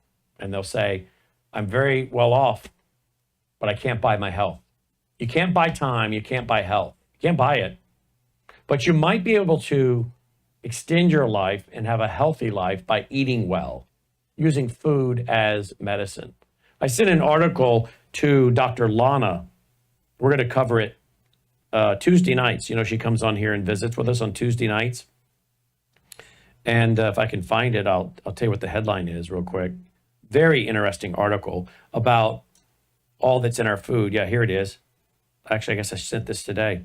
Woman, 84, is, quote, cured, end quote, of terminal lung cancer, and shocked doctors have fascinating theory. Well, what she was doing was learning to boost her own immune system. She defied all expectations to receive her 100th immunotherapy dose. She was boosting her own immune system, people. Food is medicine. So again, do what I do. That's my opinion. Do what I do. Do what Melissa does. Do what Dolly does. We take Gatatana every day. Okay? MelissaHouseGPA.com. While we're on it, we can go back there because the other trifecta, that's one of the three trifectas. The other one, of course, is Bella Grace, and I take this every day as well. The elixir loaded with the Gatatana, loaded with the collagen, peptides cut short, your body absorbs it. The astaxanthin, which is loaded with antioxidants that crosses the brain-blood barrier. And then the cat's claws, anti-inflammatory. Melissa loves the skincare. She's crazy about the skincare. You'll see her own personal endorsement there. Melissa would not use this if she didn't like it. She just doesn't play those games. She wouldn't endorse it if she didn't like it. She wouldn't endorse it if she doesn't use it. Well, I see her getting ready in the morning when she's at her sink and I'm at mine, and she's getting ready and I'm putting on my suit and tie. She loves this skincare. She talks to me about it. She's on Bella Grace. Logan's on Bella Grace. Several people have said to Melissa, we actually had some people over on one night this weekend, played some rook, and I won. I even had one hand where I took every trick. I love when I do that. That's fun. It doesn't happen all the time, but it's fun when it does. We had a great time playing rook. I had not played rook in a long time. So some of you know what rook is, right? So I text some folks that live in town that are dear friends of mine. They're my parents' age, and they're good card players. But Melissa and I, we beat them. We beat them over the weekend. But our friend came over and she said to Melissa, "Boy, have you lost a lot of weight in your face?" And Melissa said, "No. The Bella trim has a way of carving your face, carving out your face and your lines right there, right in here, particularly at the jaw line." We interviewed one of the gals with Bella Grace. She talked about that. And I'm like, okay. But now Melissa's been taking it for several weeks, and several people have said, "Whoa, you've lost a lot of weight." She hasn't. It's thinning. It's giving her a really defined jawline. Logan, when he came into the studio today, his mother looked at him and said, You're getting the same thing. Logan looks like he's lost a lot of weight in his face, but they're both taking Bella Grace, which is an anti-inflammatory, the elixir. And then they're taking the Bella Trim, which is even doing more. So I'm telling you, this is all natural. Melissa's on it. Logan's on it. They're trying to get me on it, and I may soon. I'll let you know. But they're sold on it. It decreases their appetite. It's got all kinds of reported benefits to your cardiac health and other things. Melissa made me little notes. Optimizing insulin, lowering bad cholesterol, raising good cholesterol, helps normalize your blood pressure, overall good cardiac health, helps to improve your prebiotics, lowers inflammation, regulates blood glucose levels. There you go. And then the sleep, the restorative sleep, the gummies. Melissa takes 2 of those that help her stay asleep at night. Again, that's all natural as well. And we're told they have a new product coming. And if their next product is anything like the current ones they have, well, it's going to be a home run because their products are just great. We love them. And Melissa and Logan are using a lot of them. Logan doesn't use the skincare, neither do I. I do the elixir, but they're doing the elixir, the Bella Trim, and Melissa does the skincare, elixir, Bella Trim, and sleep. She's doing all of them and swears by them. All right, MelissaHouseBG.com, MelissaHouseBG.com. Hey, if you want to make some extra money, become a ambassador. Promote it on your social media. I haven't mentioned this in a long time, but you can become an ambassador and promote this. And some of you are making a few $100s a month. Some of you are making a few $1,000s a month. So go to MelissaHouseBG.com, click that button up top, join our team, become an ambassador, start repping it, just like I do in the air every night. You just do that with your family and friends and over social media. and you can make extra income as well. It's not a joke, folks. This is a legit company with legitimate clinical trials. There's science behind this. So it's not hard to represent because it's such a great product with real science behind it. Melissa House, BG.com. All right, I want to go to an interview that I pre-recorded this afternoon with Aaron, our reporter from Israel, who's in the U.S., before he got on a flight. So I pre-recorded this, and then I want to talk about finances, gold, silver, those private equity firms, and so much more. But first, let me bring you this interview I pre-recorded with Aaron. Joining me now is our reporter from Israel, but he's not in Israel. He's actually here in the United States. Aaron Lavarco joins us. Here's the headline tonight. Egypt military buildup in Sinai threatens peace with Israel, source warns. We also have this headline. Iran will deliver strong blow against U.S. if attacked. This is what the Khomeini is warning. We have other stories, but those will get us started, that's for sure. Aaron's at an airport trying to meet up with a connecting flight. Aaron, welcome back to the broadcast. Thank you for being with us. What do you make about what's going on in the Sinai? Apparently, again, the report is that, I'll find it back where I was. I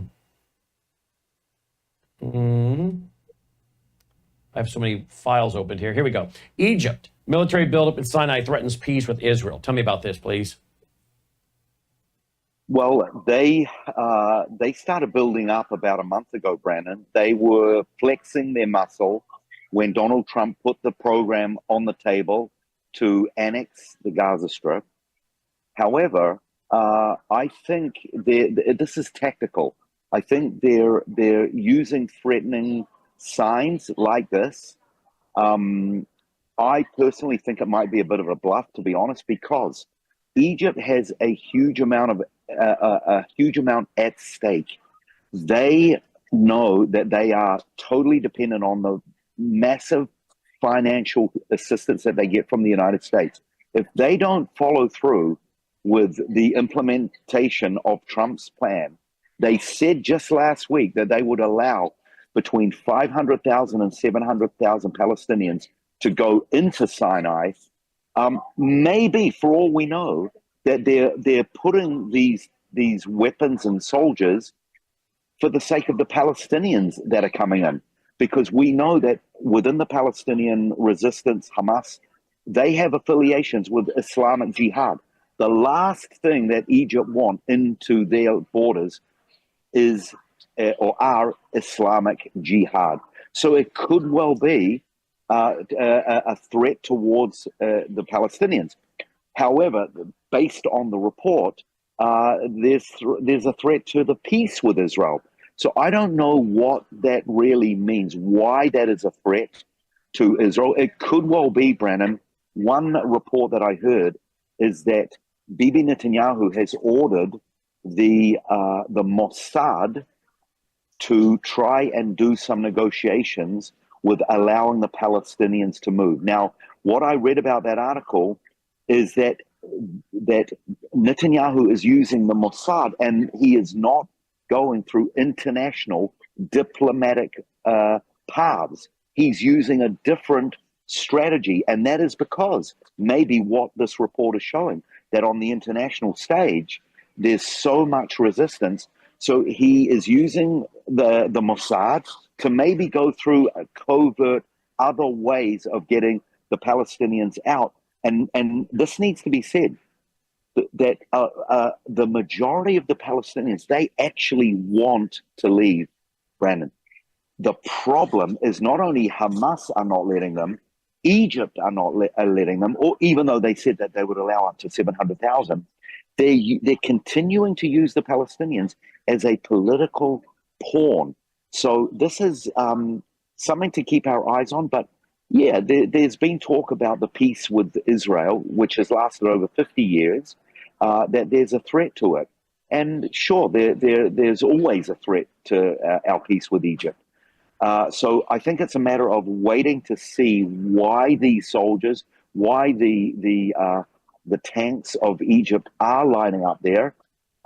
Certainly our Air Force or tanks or ground forces, they've got no interest in Sinai or Egypt. So it could be just flexing the muscle, or or it could be a message to the Americans. It's hard to read right now. Listen, the whole Middle East is on edge.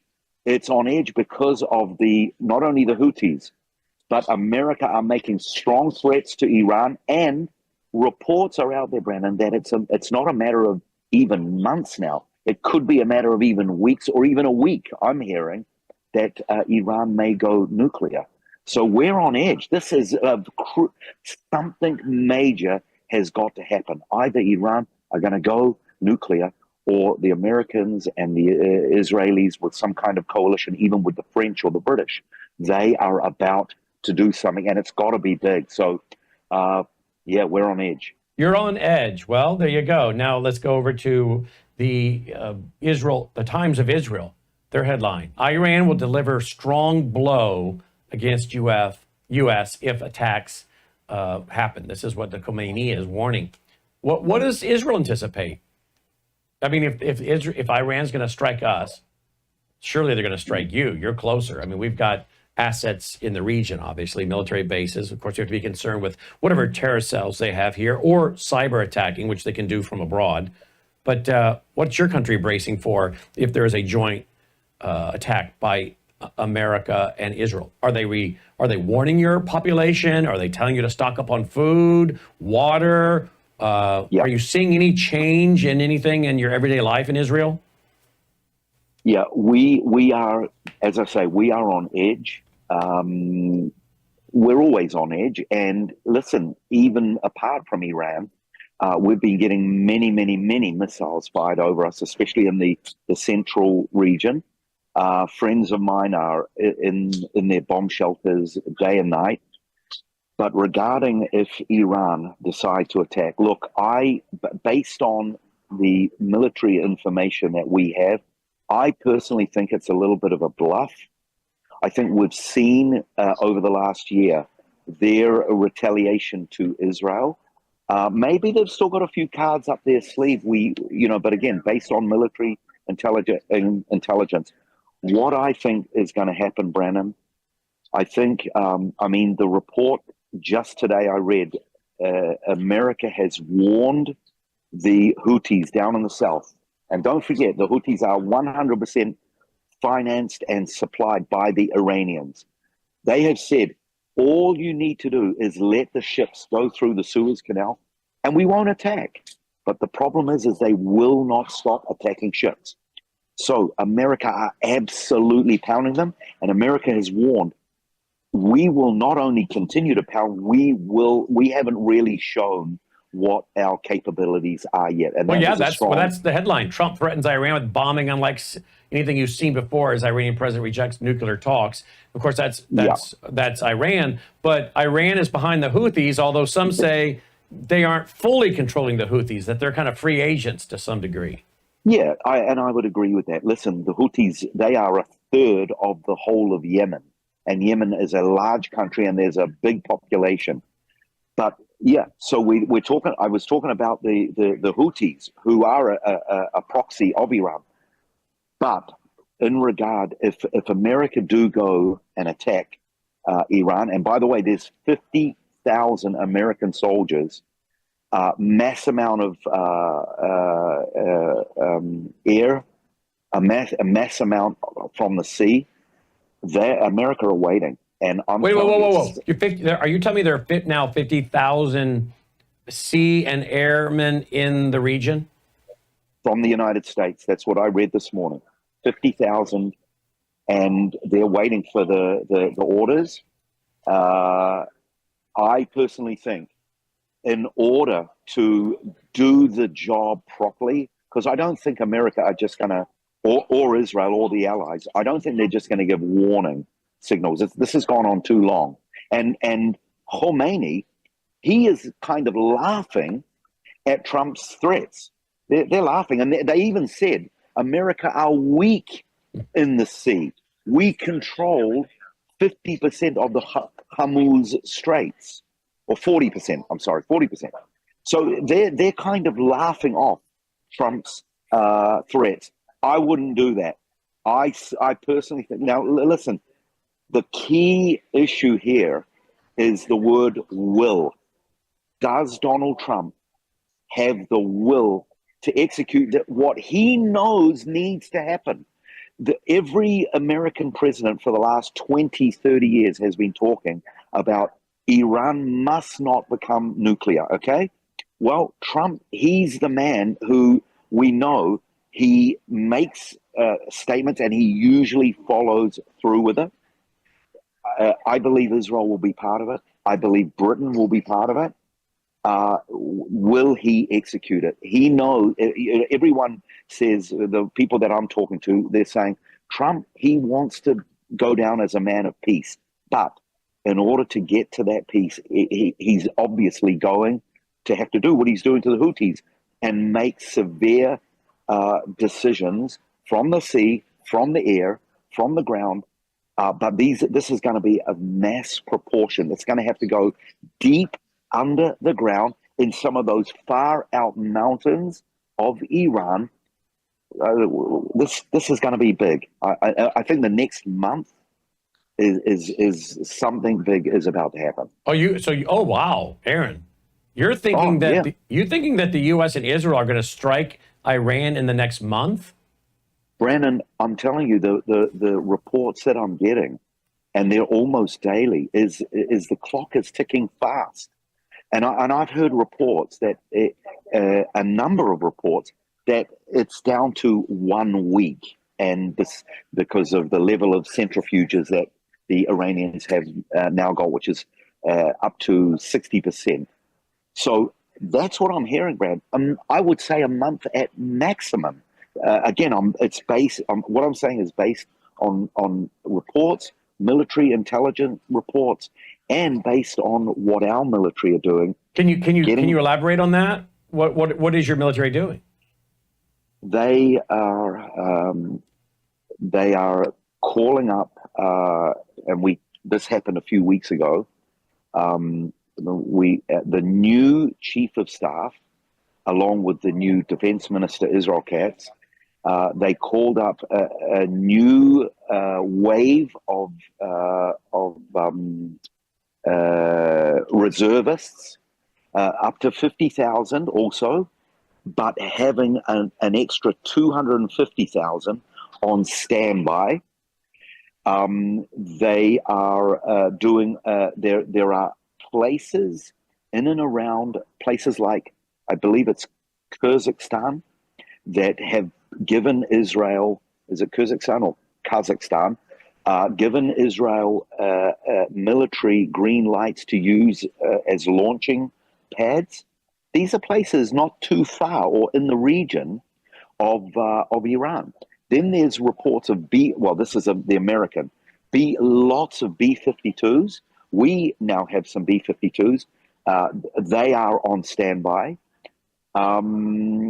But here's the big thing for us in Israel, in regard to the Houthis and in regard to Iran, with Donald Trump being elected and he being the new sheriff in town, they are taking full lead in this.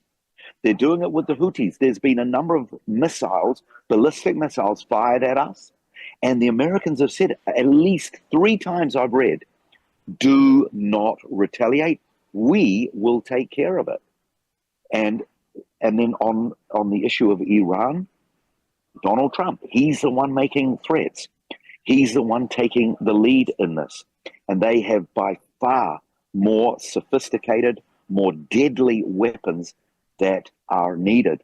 So I don't want to be a sensationalist here, but I'm basing my report here on what I've been reading, and it's coming in thick and fast. So we need to be in prayer. We need to be on our toes and pray for your soldiers, for our soldiers, and for the leaders who are making these decisions.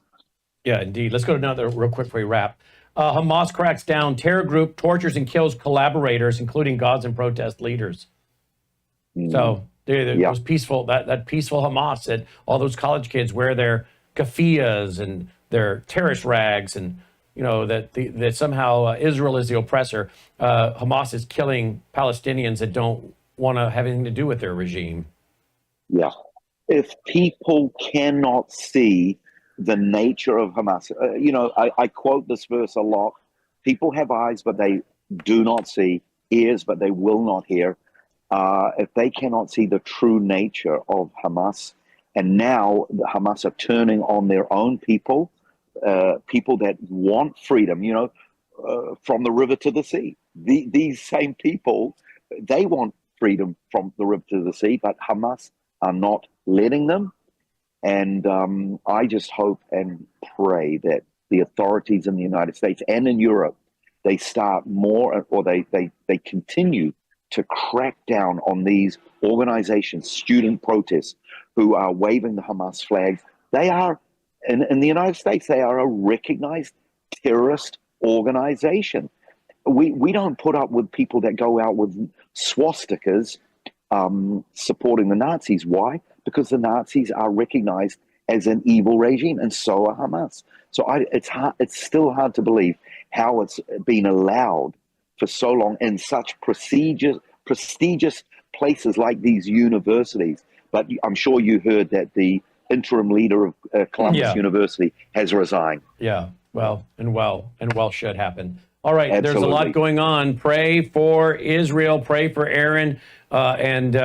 Aaron, we're looking forward to having you with us on Tuesday night, April 15th in Waukesha. We now, between the phone and online, have over 1,000 people registered, Aaron. How exciting. That's great. I'm so excited to be coming. In the meantime, there's still lots to share, Brandon. So I'm available. I'm going to be in Phoenix for about the next 8 or 9 days. So I'm a lot more settled. So you just let me know, or I can let you know when I've got another report. Absolutely, will do. We appreciate you, Aaron. Yeah, thanks, Brandon. God bless. Aaron LaVarco checking in, lighttoTheNationsMinistry.com. Now, if you want to register and come hear myself, Aaron LaVarco, and Dr. Andy Wood speak live in person, it's free, brought to you by our foundation. We'll take an offering to offset our expenses. That's Tuesday night, April 15th. Tuesday night, April 15th at 6:30 to 9:30. And you can secure your tickets by simply going to worldviewtube.com/events. worldviewtube.com/events. Again, worldviewtube.com/events. Go ahead, get your tickets, folks. You have to register everyone you're bringing with you individually. You can use the same email over and over, but register each individual separately so we have a seat for each and every one of you, because it is filling and filling fast. Spread the word. Come from all parts of Wisconsin, Illinois, Iowa, Minnesota, Michigan. It'll be worth the drive. It'll be a great night. Stay in a nice hotel there in Waukesha, right by the Waukesha Expo Center. That is a nice middle upper class community, a safe area. You'll love Waukesha. Great hotels, great restaurants. Come and join us on that evening. Eat dinner before you come. There will not be, that I'm aware of, any concessions or anything. So come ready to sit and visit, and then to go to the resource tables, visit with the speakers, visit with the other folks attending. It's going to be a great night. Now, if you cannot make it, the only other way you're going to watch it is as a Vault member. worldviewtube.com/vault. worldviewtube.com/vault. If you're a member of the Vault, you'll be able to live stream that evening, and you'll be able to live stream our fall conference coming up in October. And I cannot tell you yet, but we have some big things coming up in May. And as a Vault member, you're going to be able to be able to live stream some very, very exciting stuff coming up in May for Vault members only. It's another way to generate the revenue we need to bring in the $40,000+ a month to keep this network going. And this is a great way. You get access to my 35 years of ebooks, audiobooks, commentaries, documentaries, conference videos for 21 years of our national conferences. 21 years we've been filming those. So much is there. My radio shows and my TV shows. As I didn't say it, my ebooks. All my books are ebook format. A lot of them are audiobook that I read myself, recorded me reading them for you. They're all there, plus all the live events that we do that you get exclusive streaming of, as our way of saying thank you for supporting us. Some special things we do to thank you for your monthly support as being a Vault member, or you can buy a 1-year membership right up front. worldviewtube.com/vault. worldviewtube.com/vault. Thanks for doing that, okay? Joining me now is Michael Weiner. Wes can't be with us tonight, so we're going to be joined by Michael. Gold hits another historic high. And you know what? Even Morgan Stanley, Citi, and Goldman Sachs are getting now bullish on gold. Let's not leave out silver. Joining me now for this financial update, why all this is happening, is Michael Weiner. Michael, welcome back. Thanks for being with us. How is the weather in Arizona? How's the weather in Arizona? It's been a little chilly, actually. It went hot, and now it's making the rattlesnakes go back and hide. But this is cooling off a little bit, actually. It was a little nippy this weekend when Wes and I played golf. What was nippy for you? 65? 60. It's a little cold. We can't deal with that. It's I guess very not. different. Your blood's very Wes thin. had a jacket on. Wes had a winter jacket on and a hood and all that kind of stuff. Yeah, it was course cold. he did. Of course he did. All right, gold is now up over $3,100. Silver's headed over 34 now. I was talking to my wife about this last night. I said, hey, babe, remember when I bought gold for the first time in 1993? I said, I think I bought it around the 350 range or something in there. I can't remember. It was about 350 an ounce. I said, I mean, here we are now, 2025, $3,100 an ounce. I mean, I'm not saying everybody should put 50% of their assets into gold, but just a little bit. Now, people who say, but Brandon, you did it at 350, it's at 3,100. I'm sorry, I've missed the boat. Well, I got another headline. Gold is in the final stages of its decade-long run. Huh. What do you make of this? Well, I think that, what people have to understand, the real issue here is gold is being used as money again. That's why you see the state of Utah announce that they're going to be paying some of their bills in actual bullion. Mm-hmm. So this is happening. The world is embracing gold as a monetary asset. So those people looking at gold as a commodity are very foolish. Right now, Basant, who's our treasurer, wants to reprice gold at the spot price of the gold market. That puts the United States actually back in the gold business. They will be supporting prices. China is looking at gold as a financial asset. So is the world. So realistically right now, when we end this year, and putting aside the European idiots, we're going to see gold somewhere between $3,800 to $4,000 year end. The issue is all the soothsayers are waiting for corrections and big drops. I said when gold hit 1,000, it wouldn't go below it again. 2,000 wouldn't go below it. It's not going below 3,000, ladies and gentlemen. But all of you people that are sitting on the sideline, it really frustrates Wes and I. We get people that call us up, and they called us 2 weeks ago or 2 months ago, and they said, oh, yeah, we're looking. We're going to call our financial guy. We'll get back to you. Well, did your financial guy warn you about the drop, or did he tell you this is our business? Gold is money. Start protecting your estate proportionately. Banks are not your friend. They're part of the deep state. We are dealing with it every day. We are dealing with people who are manipulated, lied to, mixed up, don't know what's going on. If you own gold and you have it physically in your control or in an IRA, you are empowered because you actually own the physical asset. What's the matter with that? Literally. What is the matter with that? Yeah, well, that's a good question. What is the matter? Here we go. How about this article? Silver squeeze 2.0 falls flat during North American trading, but some believe the big move is still to come. What do you mean falls flat? It's over $34 an ounce right now, Michael. Well, there's resistance levels on silver. Silver is an industrial metal. Right. So there's always manipulation because of the salvage market. The salvage market is the real culprit in this industry, in the silver market. And subsequently, until we go over 40 and hit to 42 and bust through that, then we'll head up to 50. So I think silver does have a good future. I think there's corrections, but you always have these soothsayers who are the naysayers who are always saying it's going to drop because that's how they make a living. So they don't make livings on markets going up. They make it on trying to make it go down. So I don't really pay that much attention to it. I think you're absolutely right, Brandon. Silver's at 34. The next move on silver will carry it beyond 34, close to 40, and then get ready to hang on to your hats because when it breaks 40, that's the big test. And I think that's a good year for silver. I think we're looking at a strong likelihood of between 40 to 50 before year end. But whoa, let me stop right there. You're saying before the year's end, you think silver's going to hit $40 an ounce? over 40, yes. Yes. And again, remind our audience, you're saying that gold before the year is over is going to 3,600? I think 3,800 or better right now. Gold is being embraced in money. Wait a minute, you were at 36. Have you upped it to 38? I did that because of the European Union and what they're doing with digitizing their currency. They're literally going against us, totally. They're literally creating a world that is anti-American in some respect. And, you know, I had to say, I talked to a friend of mine who's a former a diplomat from Ireland, and he said the biggest problem in all the European areas is all these Muslims that are becoming mayors in all these European cities. And they're literally taking over these cities and putting in Sharia law and all this insanity like you've been preaching for years, Brandon, but it's at a higher level than ever before.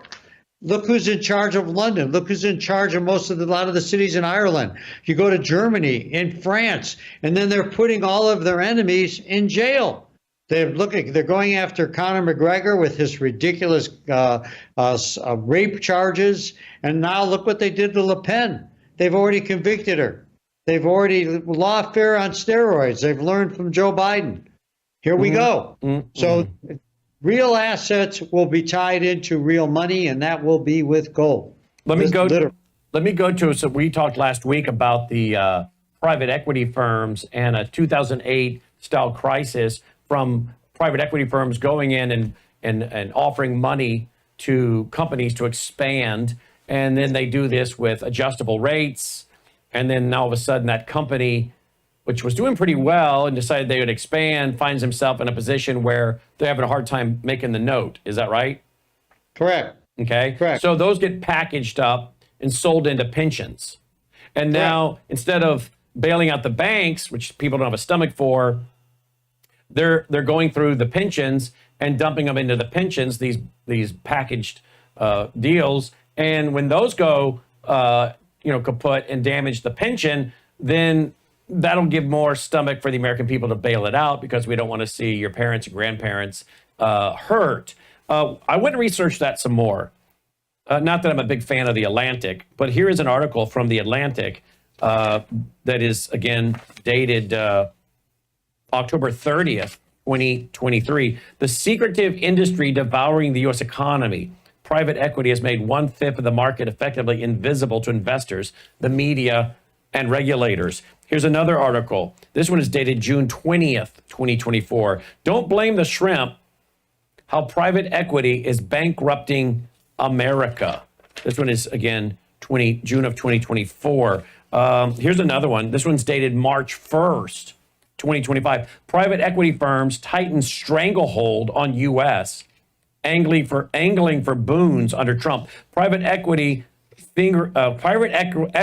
has fingers in our homes, hospitals, and jobs. Resisting it is crucial to our fight for a just society. I don't know about the just society part, but they call it, one person calls it legalized looting. Legalized looting. Private equity firms pool together the money of clients, mostly wealthy individuals and big institutional investors like pension funds and university endowments, into funds they use to take over companies and aggressively restructure them to exact profits. The restructuring involved things like cutting services, laying off workers, and stripping assets before eventually selling companies off. Private equity's profit model relies heavily on debt. Private equity firms typically acquire companies through leveraged buyouts where they finance takeovers, gaining a controlling stake in the targeted company with loans and add the new debt to those companies' books. Investors get payouts while the company must service the new debt, adding pressure to cut cost. Regardless of what industry they're investing in, they're usually trying to double or triple their original investment over a short time. Because of that, they're typically laser focused on quickly increasing the cash flow at those companies. And then it goes on from there. Private equity is opaque, largely operating in less regulated private realm of the economy, not the public realm, that is subject to more transparency and scrutiny, according to a new report. And basically, it's saying, look out. There's the eye on the 401k. Private equity's wish list under Trump also indicates a looser regulatory environment.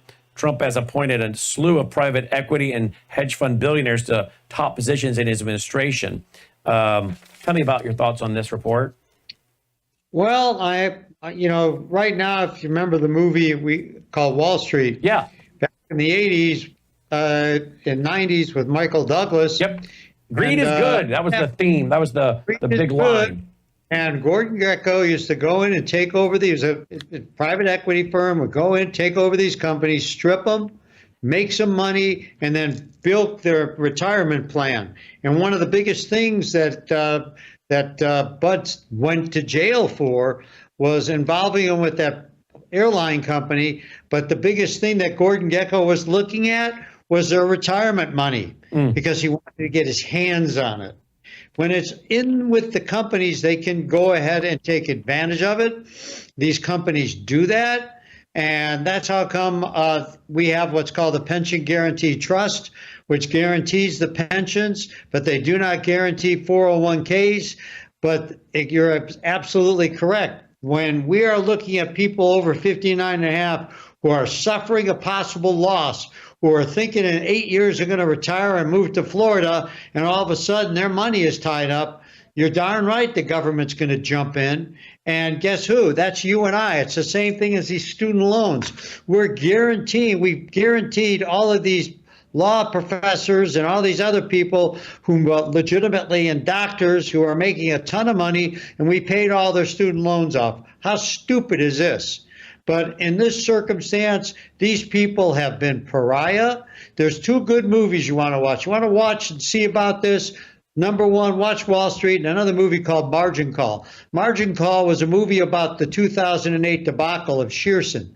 And you watch the movie, and it shows the entire breakup, and at no point was there any concern to the individual investors. As a matter of fact, they were trying to stick it to the individual investors to bail out the company. So I've said it to people, and I said it to a client earlier today. This is your money. Stop worrying about what I care about, Wes cares about, but more importantly, your financial advisor. They don't lose money. You do. And they don't worry about it because they go on to their next client and you go back to work, or even maybe at Walgreens because you're 70 and you can't go anywhere else. Good luck. This is what the idea of creating asset-based stability. That's what we try to do. But these private equity firms look at your company as a target. And if you're not smart enough to bail out or take some of your money and move it into what President Reagan afforded you in a precious metal IRA, you can come to us at a later date with less money and more problems. Look at this headline. Now, this is from 2021, Forbes magazine. Congress isn't finished coming after your retirement money and estate. There was a lot of talk a few years ago about Congress wanting to go after 401ks. We'll give you an IOU, but we need that money now. Yeah. Is that being talked about anymore? Or is that an idea that's faded away? I mean, look what they did. Let's look at the best example we have, Social Security. The United States government borrows all that Social Security money every month. So that's why Social Security is broke. We've been borrowing against Social Security for years. It's a commonality. Everybody knows it.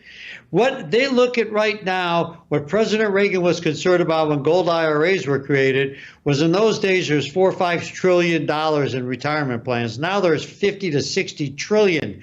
They look at this huge pot of gold like they had in Europe, and they grabbed it. The European Union nationalized all the retirement money, and they told people, guess what? We're going to do better for you than you can do on your own or with your company. We're going to take over your money. We're going to issue you credit. We're going to let you know when you can retire, and we're going to take care of you and your wife. But at the end of the day, there's no beneficiaries. It goes back to the government. So for all of these people who are foolish enough to buy into this, realize the fact that if Kamala Harris was in office right now. Obama tried it in 2012 called the Government Retirement Program. Had they won in 2012 midterms, we'd be looking at it. Biden was talking about it. They're looking at it all the time. It's a big, big bale of money, and they're dying to get their hands on it. That's why you create your individuality and you protect yourself. And that's exactly what President Reagan saw back in '86 when this program was developed. It's important to pay attention to this huge cache of money. That's Michael Weiner. We'll go to worldviewgold.com. I'll show it to you, folks. Go to sponsors page, go to the sponsors page, and then go down to Worldview Gold. There's a brand new landing page, worldviewgold.com. There it is. Click that button, click OK. And there you can just click this button right up at the top, more info, fill it out, and immediately we will get an email and send you a free, no obligation packet, how to purchase gold, bullion, silver bullion, numismatic 1933 and older, take possession, or put it into your IRA, have it go into a vault in Delaware. And then if you want to take distributions, you can pay the tax unless you're in a situation where you are old enough to take it all out and take whatever issue is going on tax-wise and actually take delivery of the physical. Or you can cash in some of it as you go and actually get a check. So you don't have to take the physical. You can cash it in as you wish, let the price keep running up, hopefully, and take dividends with checks by getting rid of some of the gold stored in that depository. But it starts with getting the free packet. Just simply go to worldviewgold.com, or you can text 602-558-8585 to Wes Peters. All right, we're going to stay on top of this because these are big stories. As gold again hits another record, well over 3,100, and silver up over $34. Thank you for being with us in this update, Michael. Good night. Michael Weiner checking in, folks. Worldviewgold.com. All right, folks, another great broadcast brought to you by you. You help make it all possible. I need you to go right now. Worldviewfoundation.com. Worldviewfoundation.com. You'll also find our mailing address there if you prefer to support us through the mail. You can give by credit card, PayPal, or a check. There it is right there. If you give $250 or more, the February, around 1st of February of every year, we send you out a tax receipt with our EIN number. Our foundation helps push out free programming like you just watched tonight. Free. It wasn't all put behind a paywall. Anybody could watch it. In a few hours, each of these individual interviews will be put back up online at worldviewtube.com for you to watch again, share with friends as a public service, education, and ministry broadcast of our foundation. Last night, I was continuing teaching through the book of Revelation, lesson 35. I've now taught 35 one-hour classes on the book of Revelation. Yep, I spend pretty much all Saturday, all Sunday doing nothing but studying. I'm not complaining because I enjoy it. It's a privilege. And we bring you a Sunday night church service. Last night, that service is now posted online at worldviewtube.com. Worldviewtube.com. Our foundation helps make this possible. We need more regular monthly contributors. Can I stress that even more? We need more regular monthly contributors, okay? Please consider going and setting up, even if it's $10 a month, $20 a month. No amount is too small. I've actually had people say, I would contribute, but my $10 a month won't make a difference. Are you kidding? If 1,000 people give $10 a month, that's $10,000. That pays a lot of bills to push out free programming, free bandwidth bills. So please, we need your support. Worldviewfoundation.com. You know one of the other things I want you to do? Go over to Worldview right there. See that right there? It says news. Click news right at the top of the page. Do you know that we take these segments and we write articles on them? Yeah, we write articles on them. Here's that one on the next financial collapse. Private equity's ticking time bomb. Iran Islamist in Texas and a missed opportunity. Texas lottery scandal, a web of corruption and cartels and couriers. I'm writing a lot of these articles, giving you an overview of each of my shows, and then at the bottom is a link to actually watch the interview. These articles are amazing. Some people will read the articles, some people will watch the shows. But all of this is brought to you free of charge, folks. free of charge. But we have to pay our bills. And we have over 40,000 a month we have to bring in to pay our bills. That does not include my compensation. And I have to make a salary. I have bills of my own I have to pay. But that 40,000+ a month we have to bring in has nothing to do with my being compensated. That's just my hard cost of running this network. And look at all the free stuff we're doing, folks. I need your help. WorldviewFoundation.com. All right, roll the music. We'll call it a night. Worldview. Well, did you just go to Dolly Cam by mistake? Yeah. You can go back to Dolly Cam. We got to get her up and get her a little exercise or she's going to be up tonight. Hey, Dolly. Dolly. Dolly. Hey. Your eyes are open. I see here from the side. You're ignoring me. What if I said banana? Pumpkin? Oh, yeah, you almost moved. Treat? Okay, now I got your attention. Would you like to get out of the studio for a little bit, go play with a tennis ball? Huh? Yeah. You want some banana? Every morning we have banana, don't we? I have a coffee and banana, and Dad shares with me every morning. Yes. It is a little cold in the studio tonight. That's why she's curled up like that. It's a little chilly, I must admit. But otherwise we don't. It gets really hot. We start sweating in here, and the servers start overheating, and then we got a problem. Anyway, there you go. Another great broadcast brought to you by you. Hey, thanks for tuning in. Till next time, I'm Brandon House, and may God save America. Take care.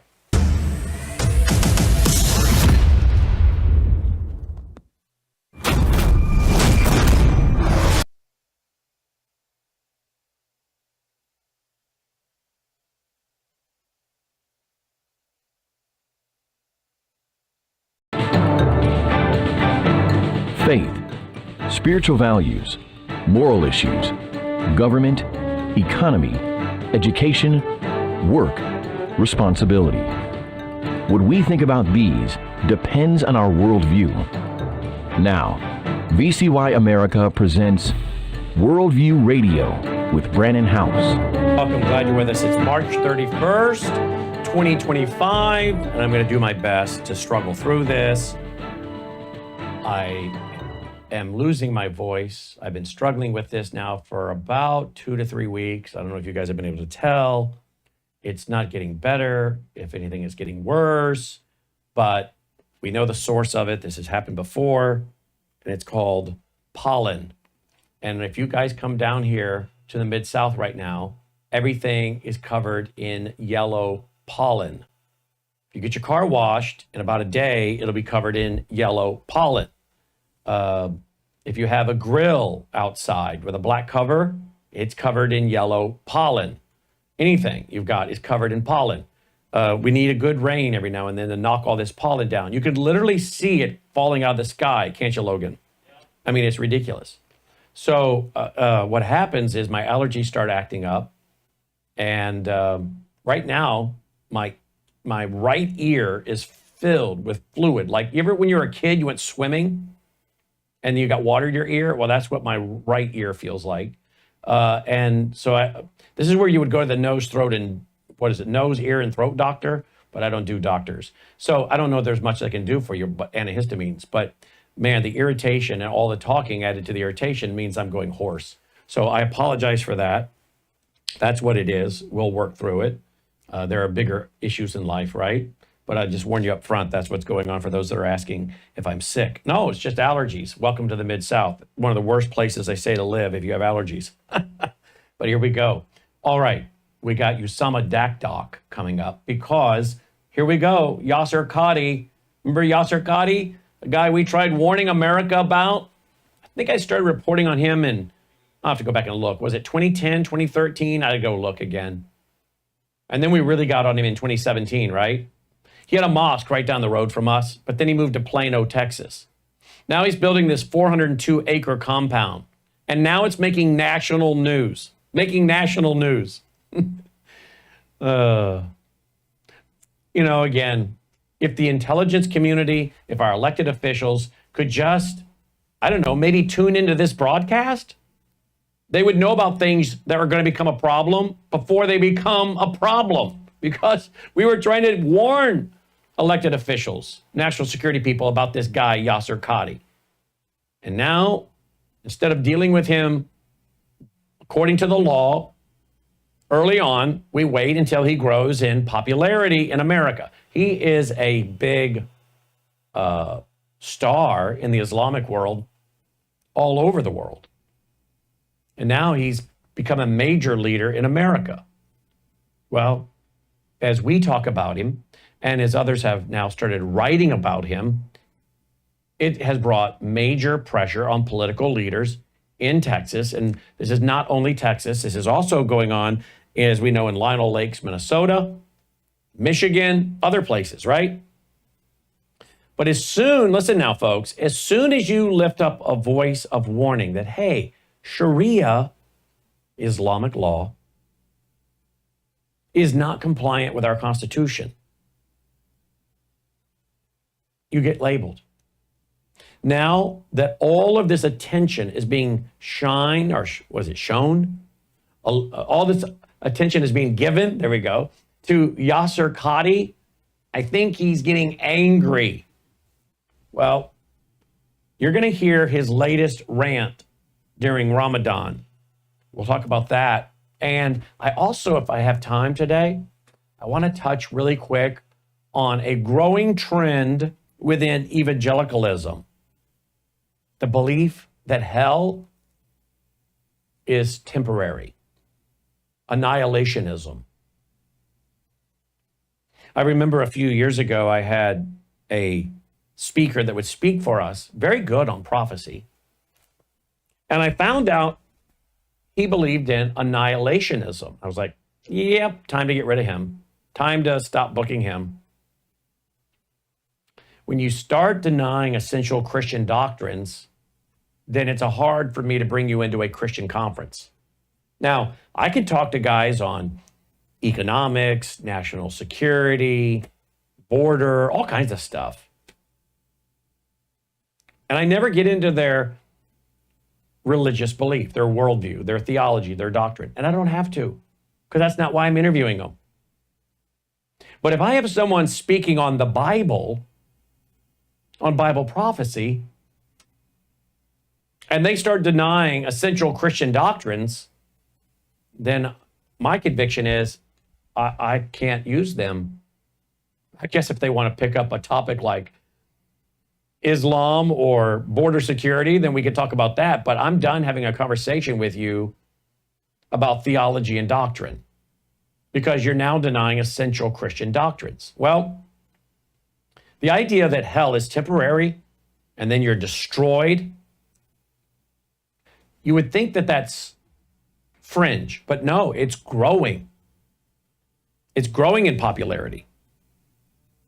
And I'm going to share with you one reason why, but it's not only opened the door, this promotion of people like John Stott. Have you ever heard of John Stott? He was back in 1958, 59. He started, you can call Sharam Logan if you want. He just tried calling me. See if we could add him to the mix. John Stott, back in like 1958, 59, started debating the issue of what does it mean to be a Christian? And the issue, really was he was promoting the idea that you had to have works. You had to have works. Kind of like John Piper, who says, for final salvation, we must, slay sin and pursue holiness.